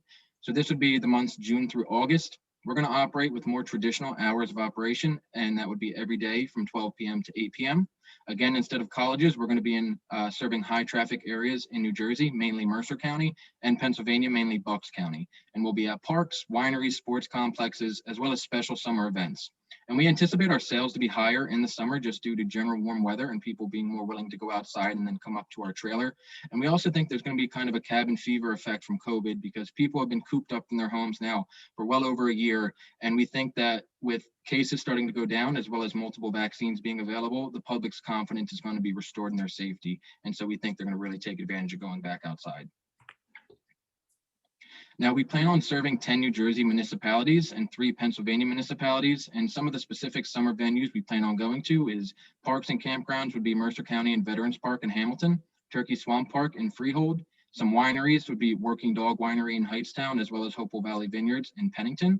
Some sporting events we would be going to would be Moody Park in Ewing, New Jersey, specifically for the Trenton Generals, which is a baseball team during the summer for college age athletes. And the manager of that team wants us to be an exclusive vendor for their 20 games that they have at Moody Park. We're going to be at Crockett Middle School on the weekends for Hamilton Powell youth football, as well as Mercer County Little Leagues like Nottingham, HDRBA, and Ewing. We're going to be at shopping malls and other high traffic areas like the Jackson Premium Outlets, Peddler's Village in New Hope, Pennsylvania, the Freehold Raceway Mall, as well as Nassau Street in Princeton, which is a very high traffic area. And we're going to be at some special summer events like the Ardle Night Festival in Trenton, which takes place in July, the Princeton Festival, which takes place in June, St. Gregory the Great Carnival, which is a 5-day carnival that kind of celebrates the beginning of summer in Hamilton, New Jersey, as well as the Mercer County Cultural Festival and Food Truck Rally. And we're going to be handing out physical flyers at these locations to really start spreading awareness about our brand beyond just the TCNJ community. Now, because we're in different municipalities, there is going to be a permitting process that needs to be followed, but it's actually quite simple. So for each municipality, you first need to contact the City Hall and speak to the Department of Health. And from there, they're going to give you an application to fill out to get your mobile food unit license, which just allows your company to sell food in that municipality. You can go about that in 2 ways. You can either get a full year, which would be a calendar year license, which costs $125 per New Jersey municipality and $100 per PA municipality, or you can get a temporary event license, which costs about $50 to $80 per. And so it makes sense if you're doing multiple locations to just get the full year one. And the third step is to just pass the fire safety and health inspection that is required by each municipality, and this is completely free. The whole process takes between 1 and 3 days, which is really good because it's quick enough where it allows Midnight Munchies to really take advantage of any pop-up opportunities and events. Now, for privately owned locations, there's likely going to be additional fees just because you have to work that out with the owner to use their location. And we anticipate that being between $50 and $75 per. For a federal or state-owned location, you would simply have to call the municipality in which it's located and make sure that the sale of food is permitted there, as well as nobody already has that location reserved. And in our financials, we have all 10 New Jersey and 3 Pennsylvania municipalities for the full year food unit license, as well as we're anticipating 25 private locations that we are saying cost $75 each to be on the high end of our range, included in our financials that will be paid at the beginning of each year. And although we're a food trailer, we obviously can't rely on just a single revenue source. And so we're going to have 2 other year-round revenue generators. The first is going to be catering, and it's going to be, the standard catering that you think when you see this picture to the right. We're going to be catering to TCNJ community, mainly Greek life, as well as student organizations, local businesses and schools nearby for things like office parties and appreciation days, and general residents in Mercer County, New Jersey, and Bucks County, Pennsylvania for things like weddings, barbecues, reunions, etc. The second is going to be alliances, which are going to be slightly different. These are going to be recurring weekly deliveries, and we're going to have corporate alliances where the goal is to sell them food that they could then sell in their employee cafeterias, as well as restaurant alliances where the goal is to sell them food that they can include in their lunch and dinner services. And we're going to talk about some specific alliances we have later in the presentation. And now I'm going to hand it off to Chris to talk about some of our target markets. So we split up our target markets by line of business. So for the food trailer, primarily marketing the TCNJ community, which makes up roughly 7,100 potential customers. For catering, we're primarily marketing to TCNJ Greek life and student organizations, which is about 5,500 potential customers, as well as companies within 15 miles of campus, which makes up roughly 500. For alliances, we're primarily marketing large corporations within 15 miles of campus that do have a cafeteria on site, and that's roughly 15 potential corporations. So how are we going to market to them? We're primarily going to use social media to market to these potential customers. Our Instagram account, midnightmunchies.us, was created in December of 2020, and we've experienced rapid growth and hype around this Instagram page. As you can see in the first picture, we already have over 1,500 followers, primarily coming from TCNJ students. In the second picture, you can see a sample DM. One TCNJ student asked us about a vegetarian option, which proved to us how powerful Instagram is to help us improve our business and change our menu if need be. In the last picture to the right, you can see another DM by another TCNJ student saying, "Oh my God, this is what my friends were talking about. The menu looks amazing. Hurry up and come to campus." And this really inspires and motivates us to bring Midnight Munchies to TCNJ as soon as possible. We're going to use Snapchat in a similar way to Instagram. We'll post menu updates, appetizing content, interact with customers, and just constantly get feedback to improve our business. So we have been confirmed that TCNJ students want Midnight Munchies, but we wanted to make sure that they really like how our food tastes. So as you can see in the middle picture, that was a poll we sent out on Instagram asking who's interested in a free taste test. And if you can see on the right, this was one of the DMs of many. They said, "Hi, my name is blank." We blurted out for privacy reasons.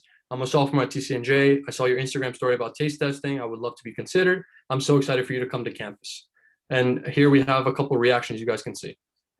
Hey, it's Chris and Tony from Midnight Munchies. We're here at TCNJ's campus. A lot of our Instagram followers were interested about our food, so let's go get some reactions. Let's go check it out.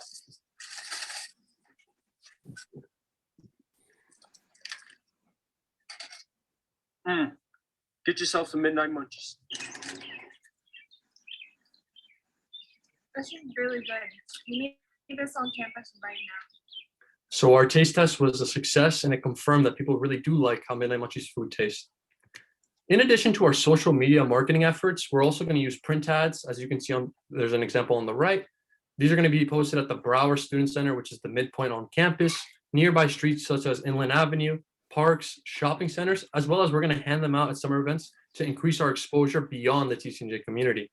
We're also going to have events and key partnerships. One we're really looking to hone in is with the College Union Board, CUB, as they're the organization that is in charge of hosting many big events on campus. That'd be a great way to, one, increase our sales, but also increase our exposure at the TCNJ campus. We're also going to host a grand opening ceremony in September of 2021. And during that ceremony, there'll be a special guest appearance by Puerto Rican singer and songwriter, our friend, Felix Gabriel, aka Fega, who has over 1.7 million views on YouTube. We're also going to have promotions such as a free coffee during finals for TCNJ students, or a free meal item after your 10th purchase. And this will really drive people to our trailer. So now Tony's going to talk a little more about finding potential customers and alliances. So as we said before, aside from just food trailer sales, we do have two other revenue generators, our catering and our alliances. And these two aspects of the business were a little harder to market to, but we actually in the process found a really great business opportunity with the weekly niche of Taco Tuesday. And so Chris and I use more old-fashioned traditional methods, such as making cold calls and taking samples to local businesses and restaurants. And we actually had a lot of great success with that. So for our corporate alliances, we talked with Capital Health Medical Center in Hopewell, as well as Aurobindo Pharma USA in East Windsor, New Jersey. And both of them showed interest in receiving 100 empanadas every single Tuesday. For restaurants, it was slightly different in that the interest lied more with our dessert, the Casio cake. And 3 restaurants that showed interest was Firkin Tavern in Ewing, New Jersey, Capricio's in South Brunswick, New Jersey, and La Fonda in Trenton, New Jersey. And all of them showed interest in receiving 3 cakes twice a week for a total of 6 cakes each every single week, which was really, really encouraging for us. And although our food trailer comes with a fully equipped kitchen, we didn't think it was realistic to assume that we're doing all the cooking there. And so the company is going to be renting out a commercial kitchen space called Cherry Street Kitchen. This is located in Trenton, New Jersey, about 10 minutes away from TCNJ's campus. And as you can see in this picture, it has everything that our company needs. It has a lot of counter space, it has ovens, it has deep fryers, and it has a lot of additional pots and pans for us to use. It costs about $25 to rent this space per hour, and we anticipate using it 15 to 25 hours a week, depending on what year we are in our projection. And they also offer discounts when you buy hours in bulk or in advance, which we would definitely take advantage of. Hey guys, I have a quick question. Yeah. So regarding your pre-orders, like the cakes, how much weekly is that going to net you guys? Have you calculated that? Yeah, so we're selling each cake for about $10 per. So it's somewhere in the area of about $180 a week, at least in the first year. We anticipate that we'll be able to get those 3 clients up to 5 cakes a week, so slightly increasing it, as well as adding 2 more in year 3. So per week, it's somewhere between, I'd say about $180 and $400 a week, depending on what year we are in our projection. Thank you. So some of the other accommodations that Cherry Street Kitchen offers, we really think that it supports our company's scaling goals in terms of our food trailer, as well as our catering and our alliances. So this picture to the right shows you the layout of the kitchen. There's actually an additional bay that's not portrayed because it's in a different room. But the 3 cooking bays here are 20 feet by 20 feet each, and they all have all of those amenities that you see there with like a convection oven. It also has a loading dock where we can back our trailer up to prep it each day, as well as for our employees when they're taking catering and alliance order deliveries, they can back their truck or vehicle up to it and take the orders. They have dumpsters for garbage disposal, as well as water drainage. They have pots, pans, and utensils, things like spatulas for us to use in addition to what the company already has. Excuse me? Oh, okay, so, and they also have overnight storage with refrigerators and freezers. So we would definitely take advantage of that benefit with the overnight storage, but potential supply chain issues, we're also going to have some additional company storage. So we have already owned, the company has a 36 by 72 inch 5-tier shelving that we are going to be using for our safety stock of spices. So we're always going to have a 3 months worth supply of spices to make sure we don't run out. We're going to purchase in year 1 a 10.1 cubic feet refrigerator with top freezer that we're going to be using for our produce. We're always going to have at least 1 week's worth of fresh produce, as well as in year 1 and year 3, we're going to purchase a 10.2 cubic feet chest freezer that we're going to be using Again, one in year 1, and we're going to buy a second one in year 3 when we open a second location. And this is going to be used for our proteins, things like our meat, our shrimp, etc. And we're always going to have at least 1 month's worth of proteins at all times. And all of this additional storage is going to be kept in a 6,000 square foot commercially zoned warehouse space in Ewing, New Jersey. The space is owned by one of the founders' family businesses, and so there's no additional cost for it. Also, we didn't think it would be realistic to assume that Chris and I are running this business completely by ourselves. And so we are going to have some additional employees. So starting year 1, we're going to have a full-time cook who's going to take care of all of the trailer, daily food, as well as catering and alliance orders. We're going to have full-time catering delivery drivers who is going to make sure orders are correct and they're in a timely manner, as well as help set up the catering when they get there. And we're going to have food trailer helpers and delivery drivers to help with daily trailer prep, taking orders, taking the garbage out, as well as taking delivery orders. Now, all of these employees, to comply with PA and state law, which says that you need to have at least one ANSI approved food safety course certificate. Somebody who has one, you need to have at least one person in the trailer at all times. So because of the inexpensiveness of it, as well as the small time requirement, we're just going to make all employees get that, which is going to take about 1 to 2 hours to do prior to working for us. And it costs $10 per person, and our company is going to be paying those fees. The number of employees and the hours that they're working are going to expand with our sales. So in year 3, we have more than we do in years 2 and 1. And because we have additional employees, we really want to manage consistency. And we're going to do that by having standard cooking procedures. As you can see to the right, this is an example one for an arepa with shrimp. It details the specific amount of each ingredient that's needed, as well as cooking instructions such as temperature and time. We're also going to be using cooking instruments like a spoodle, as you see here, which is a combination of a spoon and a ladle, to help get appropriate serving sizes. And Chris and I are going to be doing spot checks in our commercial kitchen space 1 to 2 times a month to make sure company standards are being upheld. As for who we're hiring, we're mainly going to target college students. And again, this is because of our location and great access to this market.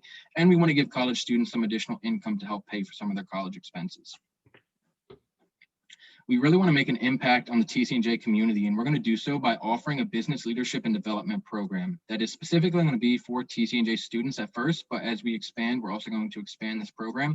And we want people to know that this isn't just going to be an entry-level position that you would get, at a typical fast food restaurant, but instead, this is going to be an opportunity to be a contributing member of a startup business. We're going to provide them with hands-on experience with things like accounting and bookkeeping, staff management, finding leasable space, as well as acquiring funds when your business needs to expand.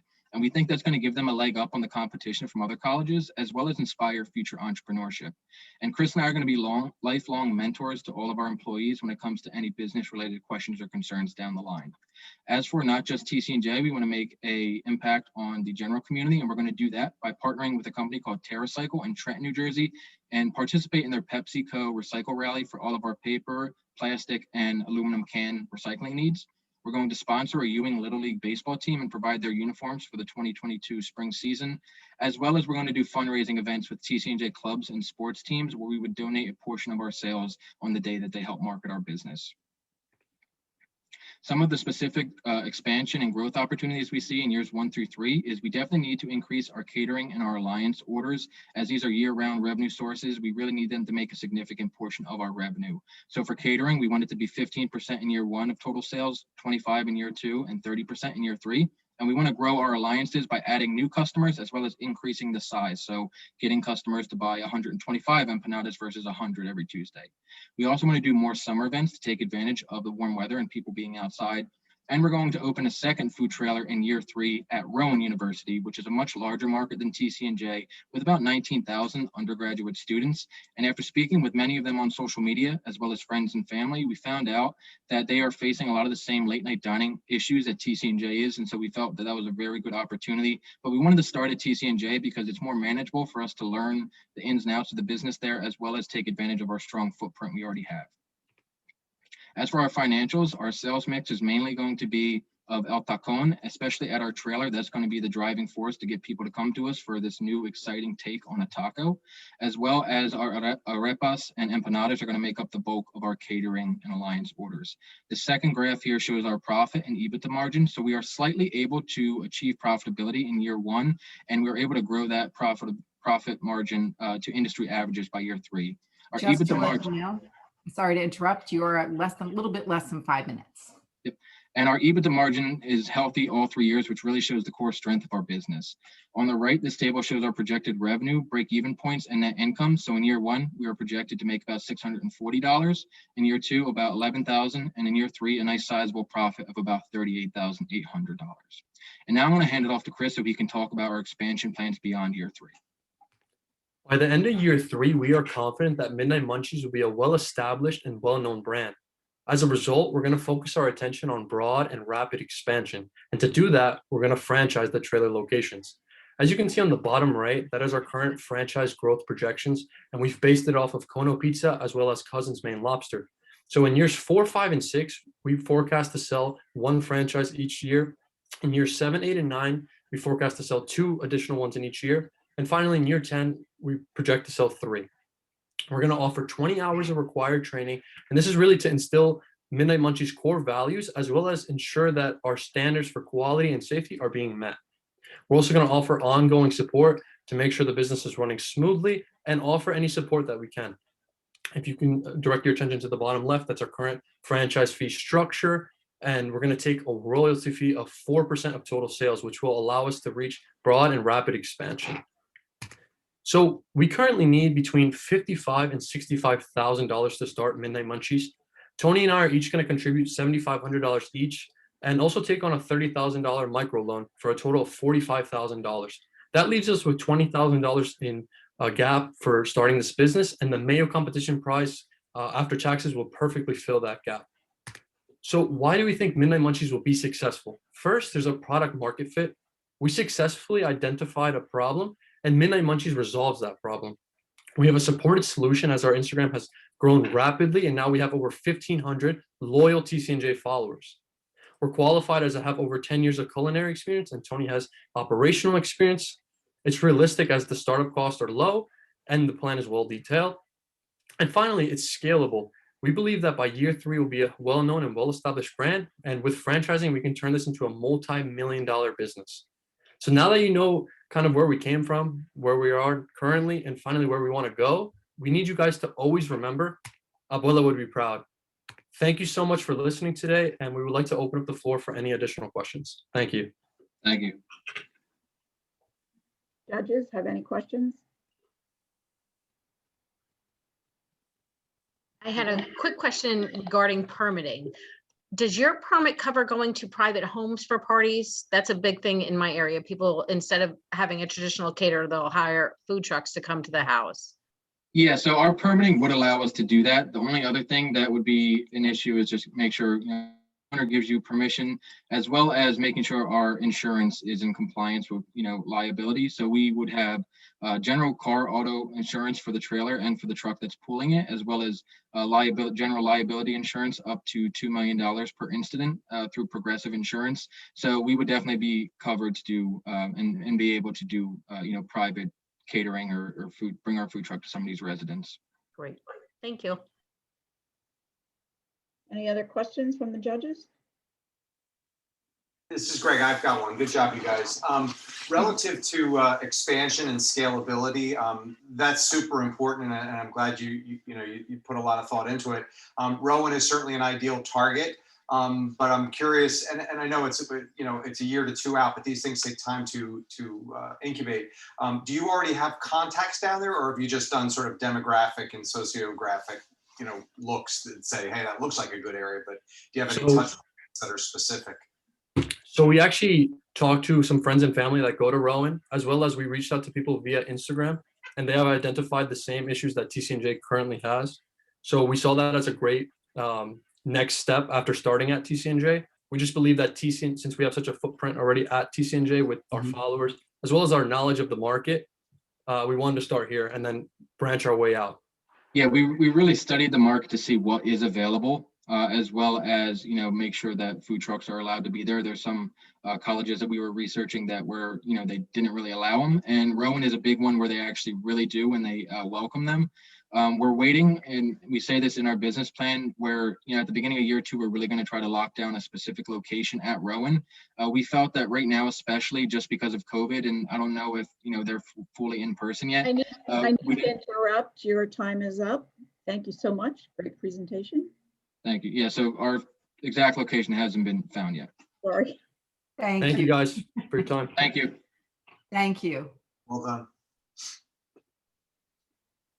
And so we'll turn to our last team, Let's Diversify. And so if you're ready to start, please go ahead. Just share my screen.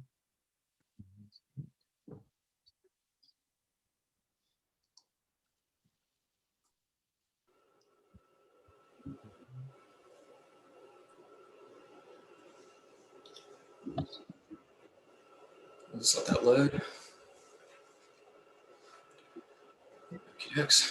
Alrighty. Good evening, judges. My name is Afash Haleem, and I'm the head of operations and sales. My name is Waez Umer, and I'm the head of product. Hi, my name is Shrey Shah. I am the head of technology. And my name is Rohan Singh, and I'm the head of finance. And tonight, we're going to be discussing our joint venture, Let's Diversify PBLC. Now, our mission is to spark the next generation of underrepresented middle school and high school students to pursue healthcare careers through virtual role modeling experiences with healthcare professionals from diverse backgrounds. Now, by empowering and inspiring students to become the next generation of healthcare leaders, Diversify will change the face of healthcare, just one role modeling experience at a time. Let's meet Chris. Chris is a student at Northeast High School. Now, Chris isn't really doing too well in school, but he doesn't really mind. When he was younger, he thought being a doctor could be pretty cool, and he knows that getting good grades can help him get there, but he doesn't really see himself in that role anymore. No one in his family or neighborhood is any sort of doctor or therapist. And on top of that, his father is too busy trying to make ends meet, and his mother dropped out of high school. He doesn't have any role models to show him that healthcare is a field he can pursue. And for so many students just like Chris, there is a lack of role modeling to show students opportunities that are available to them. In a study conducted by Microsoft, only 17% of the students reported that they were encouraged to pursue a STEM field by a teacher or a counselor. And Black and Latinx students were even less encouraged than their counterparts. And we know that for students like Chris, it'll be difficult to find a role model that he can see himself in due to the lack of diversity in the healthcare workforce. Now, despite the fact that 32% of the US population is Latinx or Black, they only make up 17% of nurses, 11% of doctors, 12% of pharmacists, 9% of dentists, and only 7% of physician assistants. And we know that diversity in the healthcare workforce directly influences many societal determinants of health, creating downstream effects for patient care. Now, studies have shown that when the race or spoken language of the patient and the provider are the same, there are increases in patient satisfaction and even medication adherence in instances such as cardiovascular disease. Finally, minorities are also more likely to return to practice in the very communities that they belong to, thereby increasing access to care. Very clearly, cultural sensitivity improves and access to care improves when there is a more diverse workforce, improving the quality of care for everyone. So let's get back to Chris's story. Fortunately, Chris's school uses Diversifi, an online platform that connects diverse students like Chris to healthcare professionals from diverse backgrounds. Today, Chris is having a virtual role modeling experience with Dr. Wusua Chow, former team physician for the Brooklyn Nets and orthopedic surgeon. Let's break down Chris's orthopedic session. He'll start out with a quick Kahoot pre-quiz and an icebreaker video of Klay Thompson tearing his ACL. Then, the role model will introduce themselves, explaining what led them to choose their specific specialty.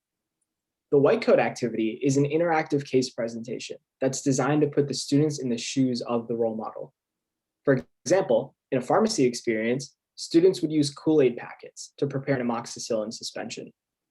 For orthopedics, Dr. Wusua Chow will walk students through a case presentation of a student athlete involving diagnosing a pediatric ACL tear, the surgical procedure to repair the tear, and the rehab required to get the students back on the field. The next part of the session is the roadmap to success, where the role model gives a detailed explanation about how to pursue their given career path, helping to demystify the process. That's followed by a question and answer session and a post-session quiz to assess how the students felt about the experience and how much they learned in regards to health literacy. Now, so for every segment of content we develop for our experiences, there are really two main goals. The first goal of the content is the vocational career exposure aspect. As we mentioned with Chris's story, this exposure is essential to inspire students who may not have otherwise had the opportunity to consider a healthcare career. An example of the career literacy aspect of our presentation would be the students learning about the pharmacist's day-to-day workflow. Now, the other aspect is the health literacy portion. We want to make sure that we're maximizing the time that we have with the students to give them as much benefit as possible. An example of the health literacy content area would be learning about the importance of medication adherence through the pharmacy session. Now, we have a proprietary workflow where we take role model input to build out our experiences. The role models fill out a form which automatically generates a presentation, and then we make edits to that before finalizing for the role modeling experience.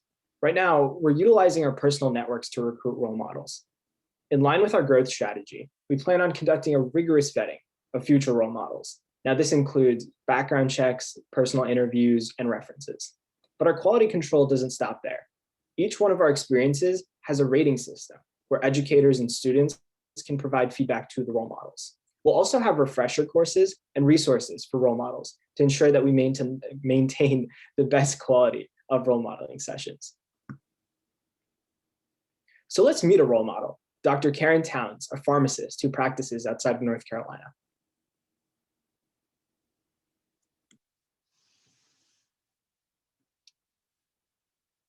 Rohan, you have to share audio.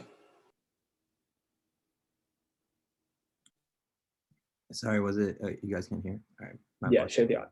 Let me quickly. Keep yourself unmuted. Yeah. Okay. Yep. Sorry about that. Here. Let's start from the beginning. Sorry about that, guys. Hello, my name is Karen Towns, and I am a licensed pharmacist. Pharmacy is one of the only medical professions where you can work with animals as well as humans of all ages. Pharmacists work in many different environments, including retail pharmacies, which are in your local communities. We work in hospital, as well as research labs where we help discover new drugs and new vaccines. Let me introduce you to a little boy named Jimmy. He was just prescribed amoxicillin. First, we'll take a look at the dose to make sure it's appropriate for Jimmy's age and his weight. Then we'll analyze his medication profile as well as his allergy profile to ensure no drug interactions and adverse events. And then there's dispensing, choosing the right drug and the proper preparation. And finally, counseling pearls, information we will provide to Jimmy's caregivers to ensure understanding, medication adherence, and optimal care. So join me on Team Diversifi because I am your pharmacy virtual role model.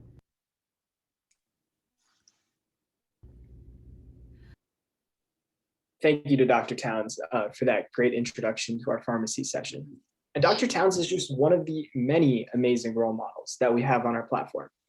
Moving forward with our workflow and cachet of role models and an audience of students waiting for a spark, the opportunities for inspiring students to any profession are endless.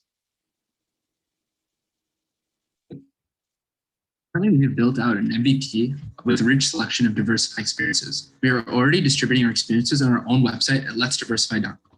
We plan on eventually also building out the experience on iOS and Android apps as well. Let's enter Diversifi. Our users log on to Diversifi and are greeted with dashboards specific through their role on the Diversifi platform.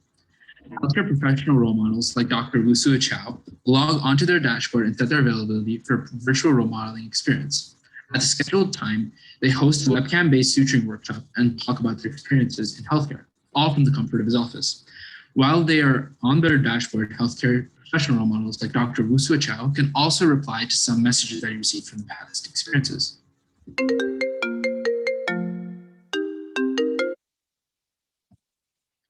As you can see here, a healthcare professional can set their availability and also track the number of students impacted through their data provided on the dashboard.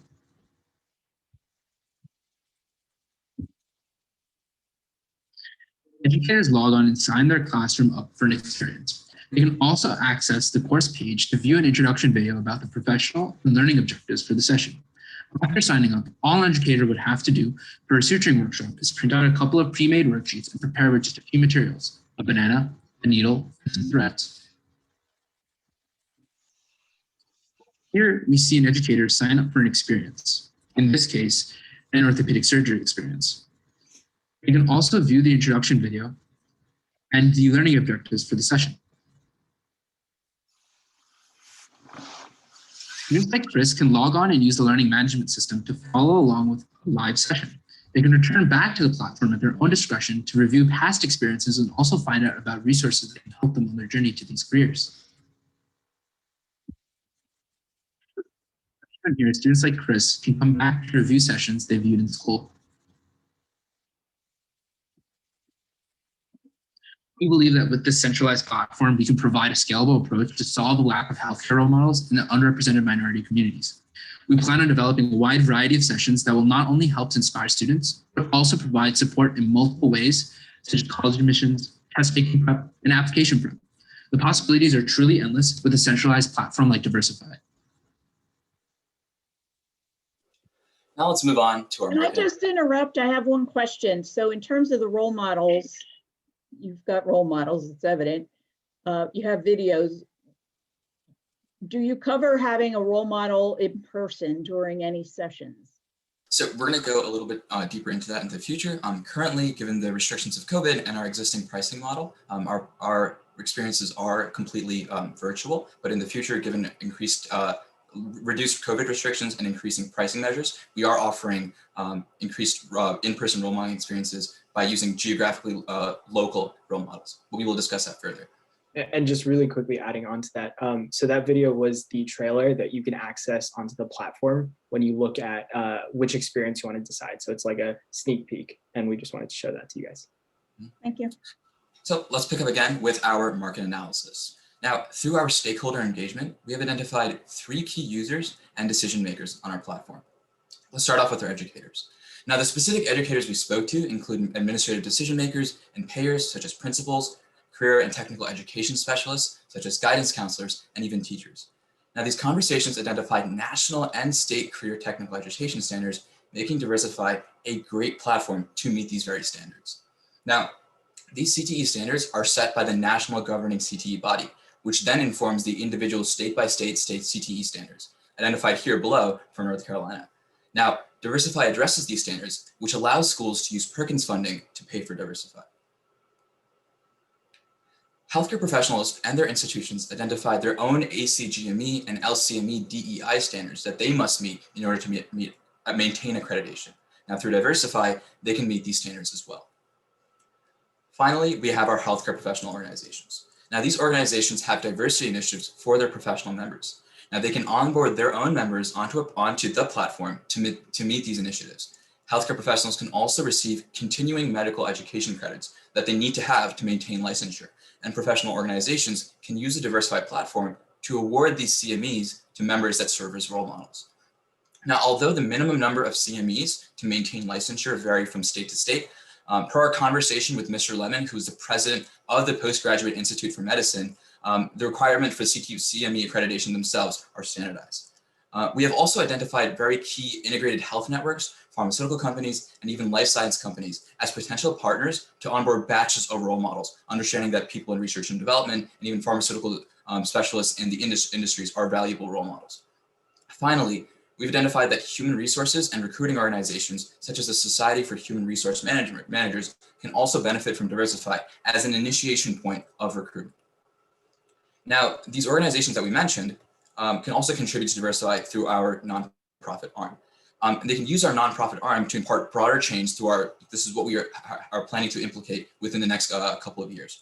Now, currently, we connect our students with opportunities, but through this nonprofit arm, we hope to create opportunities through scholarships and onboarding schools that cannot currently afford our platform by licensing out our platform to this nonprofit segment. Now, very clearly, Diversifi provides value for every single one of our users. So now we'll explore how do we monetize our value. All right, so let's take a look at our pricing structure. Our pricing structure has 3 market segments. Initially, we only considered having a school and healthcare institution model where schools would pay annually for 10 sessions and healthcare institutions had the opportunity to sponsor local schools. However, after speaking to Michael Siebel, who is the head managing director at Y Combinator, we started to also consider a parent model where parents could pay monthly or annually for 3 role modeling sessions a month. For our school model, we have 3 subscription tiers. The basic subscription tier offers live webinars with interactive activities, such as how to calculate a prescription. The next level, the premium tier, offers additional hands-on experiences, such as a suturing workshop. Finally, the highest tier, ultra premium, includes the offerings of both basic and premium, but also includes in-person demonstrations such as a cow eye dissection. Given the pandemic, we do not anticipate offering the premium or ultra premium subscription tiers for the next year and have not accounted for them in our budget until 2024. For our sponsorship, we have gold, platinum, and diamond tier, which are determined by the sponsor's contribution. Each tier has added benefits. For instance, while all sponsors will be advertised on our homepage, platinum sponsors will be advertised on our social media and at the end of our virtual role modeling experiences.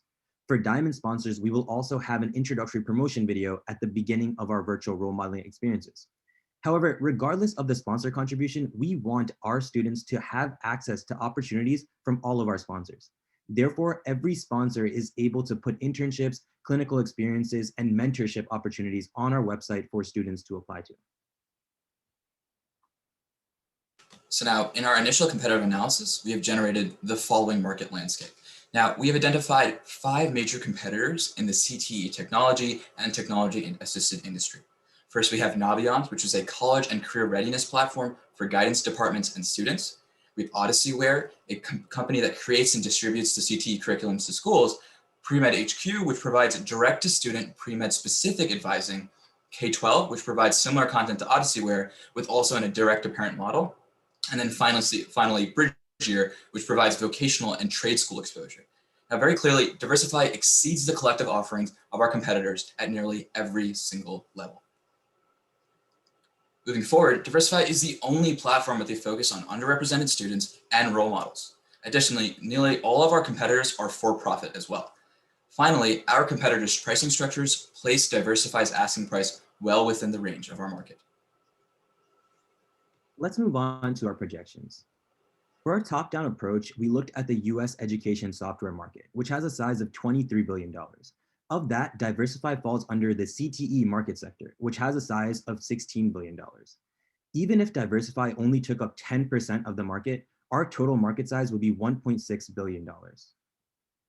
For our state-level bottom-up projection, we will be looking at North Carolina, where we are already in communication with a number of middle and high schools. North Carolina has a total of 1,700 middle and high schools and 118 hospitals. Assuming that the schools pay for our basic subscription at $2,000 and the hospitals pay for our gold sponsorship level at $10,000, we expect a market penetration of 40%, yielding an estimated annual revenue of $1.8 million. Our 40% market penetration comes from Naviance. On a national scale, there are 130,000 K-12 schools and around 6,100 hospitals. Using the same assumptions as before, the $2,000 basic subscription, the $10,000 sponsorship, and the 40% market penetration, we estimate an annual revenue of $129.3 million a year. In the next few years, we plan on really increasing our exposure of healthcare careers to students. As you can see here, by 2023, we hope to have impacted over 150,000 students. The retention rate we assumed for these projections is 80%, which is similar to other tech-assisted startups. It should be noted that in 2023, we plan to launch our parent model, allowing Diversifi to help students, even at home. With these projections, we were able to approximate our total earnings at the end of the next 3 fiscal years. It is important to note that we will be taking on 1 full-time employee in 2022 and 3 full-time employees in 2023 to help us with our growth. The employees will work with interns to help with marketing and Diversifi content development. Over the last year, Diversifi has been able to grow through funding from a variety of sources, namely the Yale CBIT Healthcare Hackathon, Rita Wilson Grant, and Catalyst Fund. With Mayo's prize money, we would focus on obtaining CME accreditation, hiring consultants and interns for customer service and sales, and working on fine-tuning our platform. A portion of the money would also go towards operational fees, such as insurance, legal, trademarking, and accounting fees. For instance, we are currently in the process of trademarking Let's Diversifi with help from a group from Nelson Mullins, which is expected to cost around $1,000.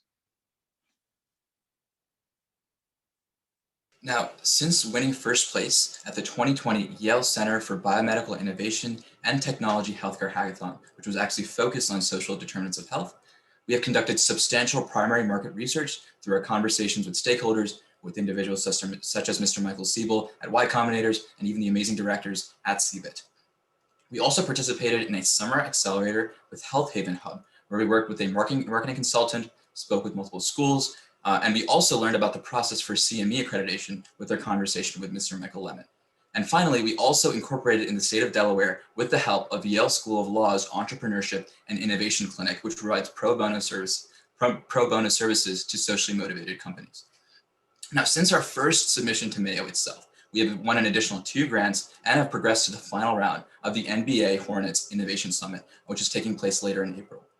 Now, our most immediate objectives over the coming months include completing more pitches to schools and boards of education in recognition that this is the perfect time to introduce new budgetary items for the upcoming 2021 to 2020 school year, and completing the curriculum for said 2021 to 2022 school year. Now, during this past year, we also completed a pilot with a post-experience score. Through website tracking data and user surveys, we generated a traction report displayed here on the screen, which is the same type of report that we would generate for our member schools. Both parents and students filled out this form, showing further support for the value of our platform. And it's through the same traction report that we've developed our KPIs.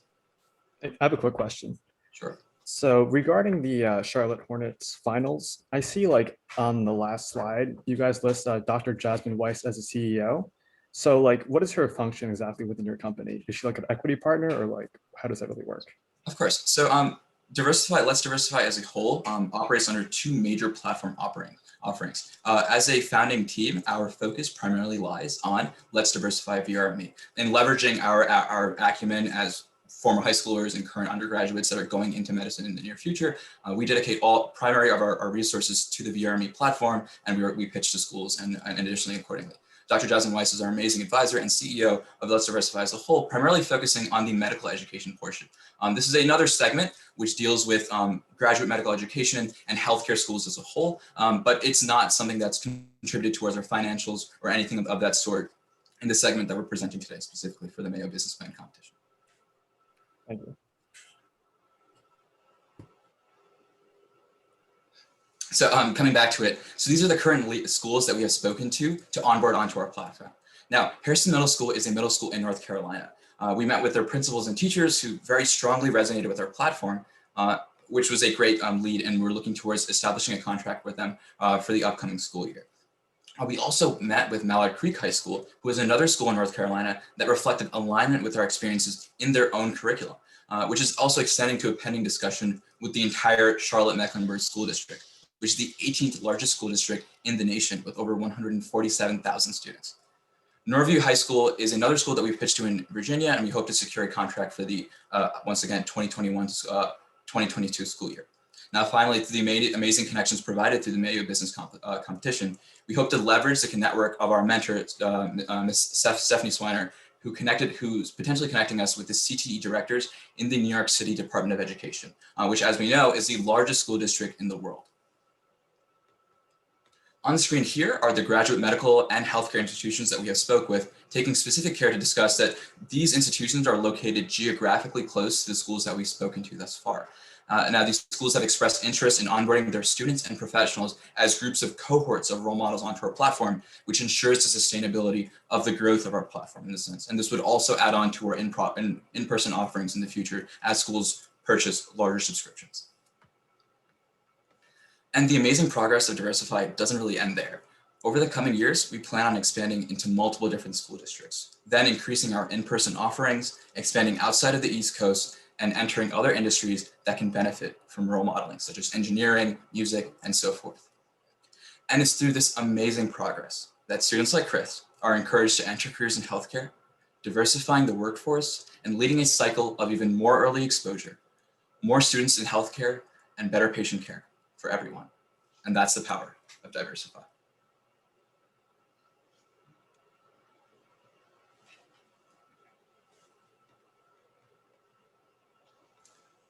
Thank you, judges. We'll like to take some questions now. Very much. Any judges have questions?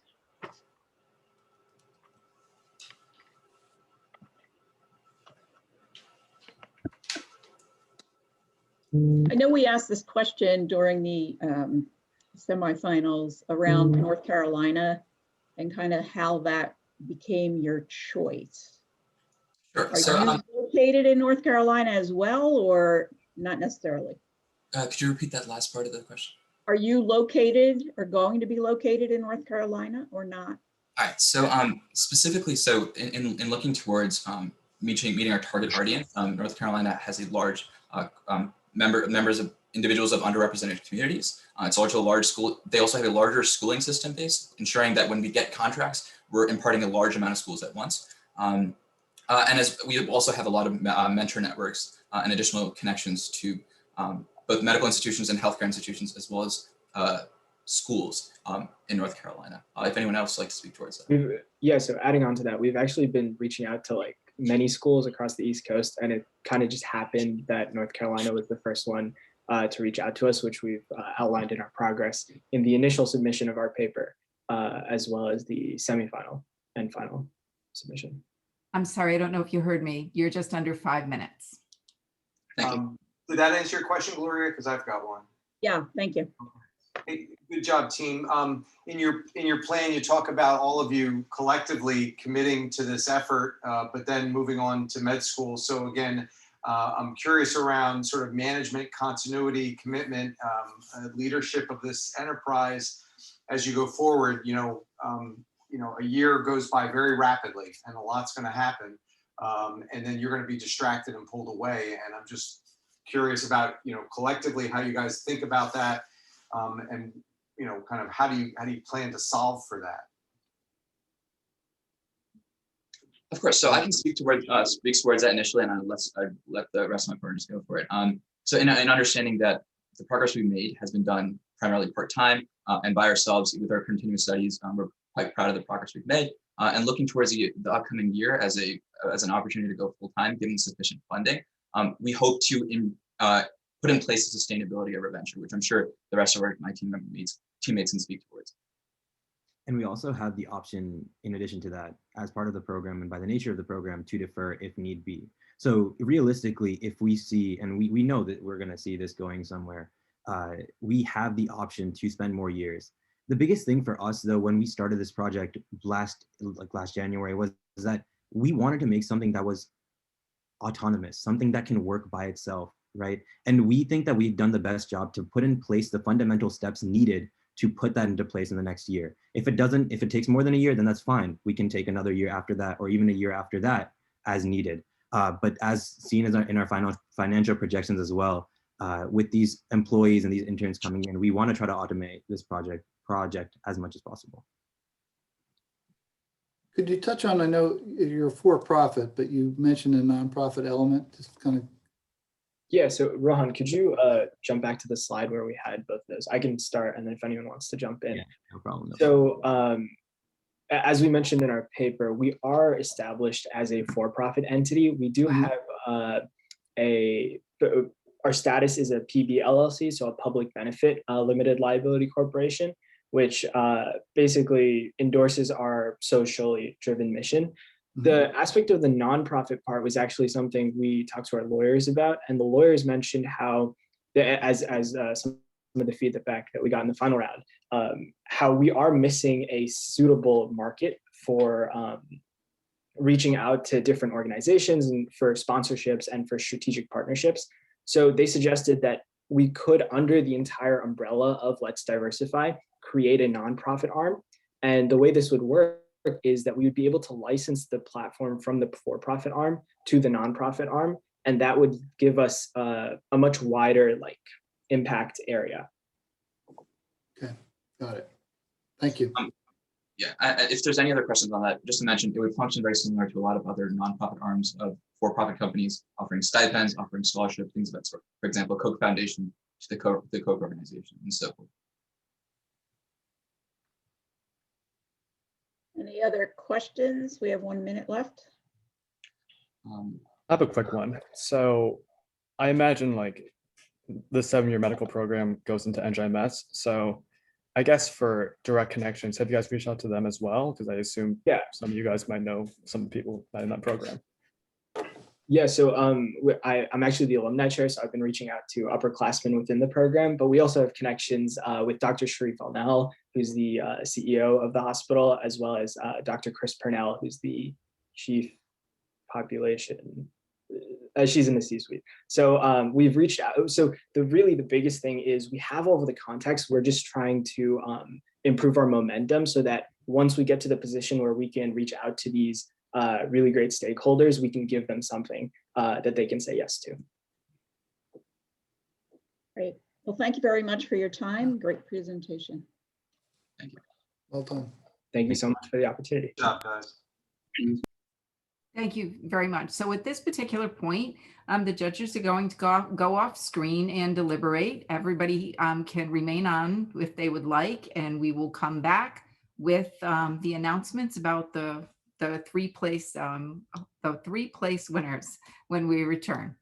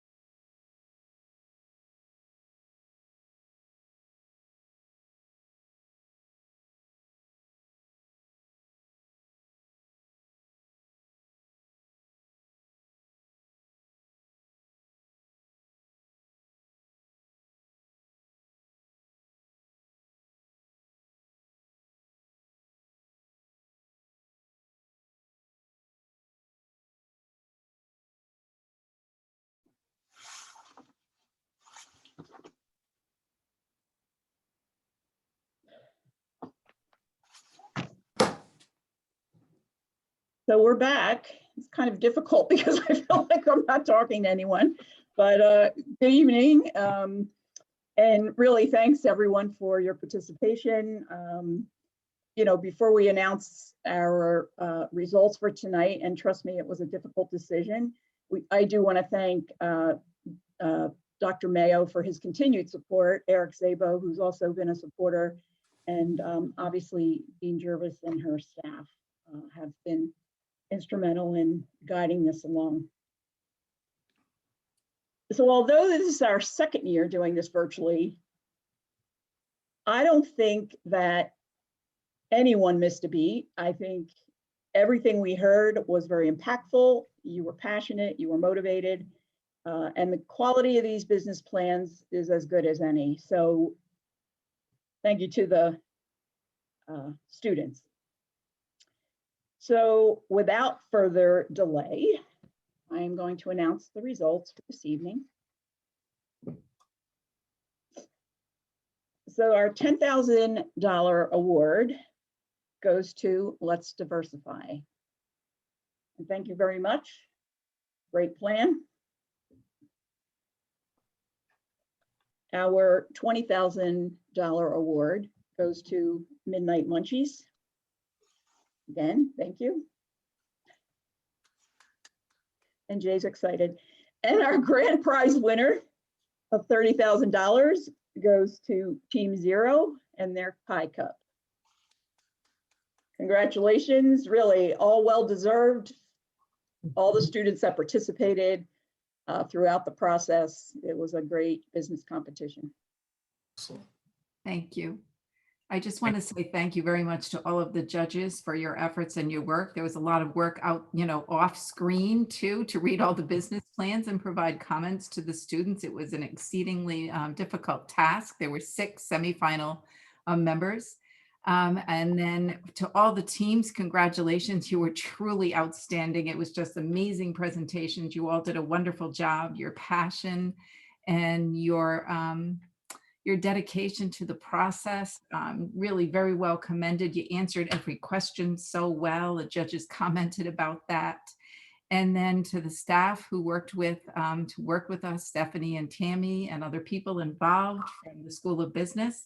And then finally, to thank all of the participants who came on this evening. I know that there were members of the administration who were on, including President Foster, and then deans, faculty members, staff, students, and everybody that came on, particularly the students that came on to see this, to cheer on their colleagues and their peers at TCNJ. What a great place to be. Go Lions. Wonderful job. Here's to everyone. Thank you. Great job, all of you. Congratulations and thank you. Congrats. Yes, congratulations. Thank you so much. Congratulations. Thank you so much. Thank you so much. Thank you so much. Thanks, everyone. Thank you. Thank you. You can relax now. The judges or the contestants? All of us. All of you. No, well done. Well done. They made it very hard for us because they were all excellent. Absolutely.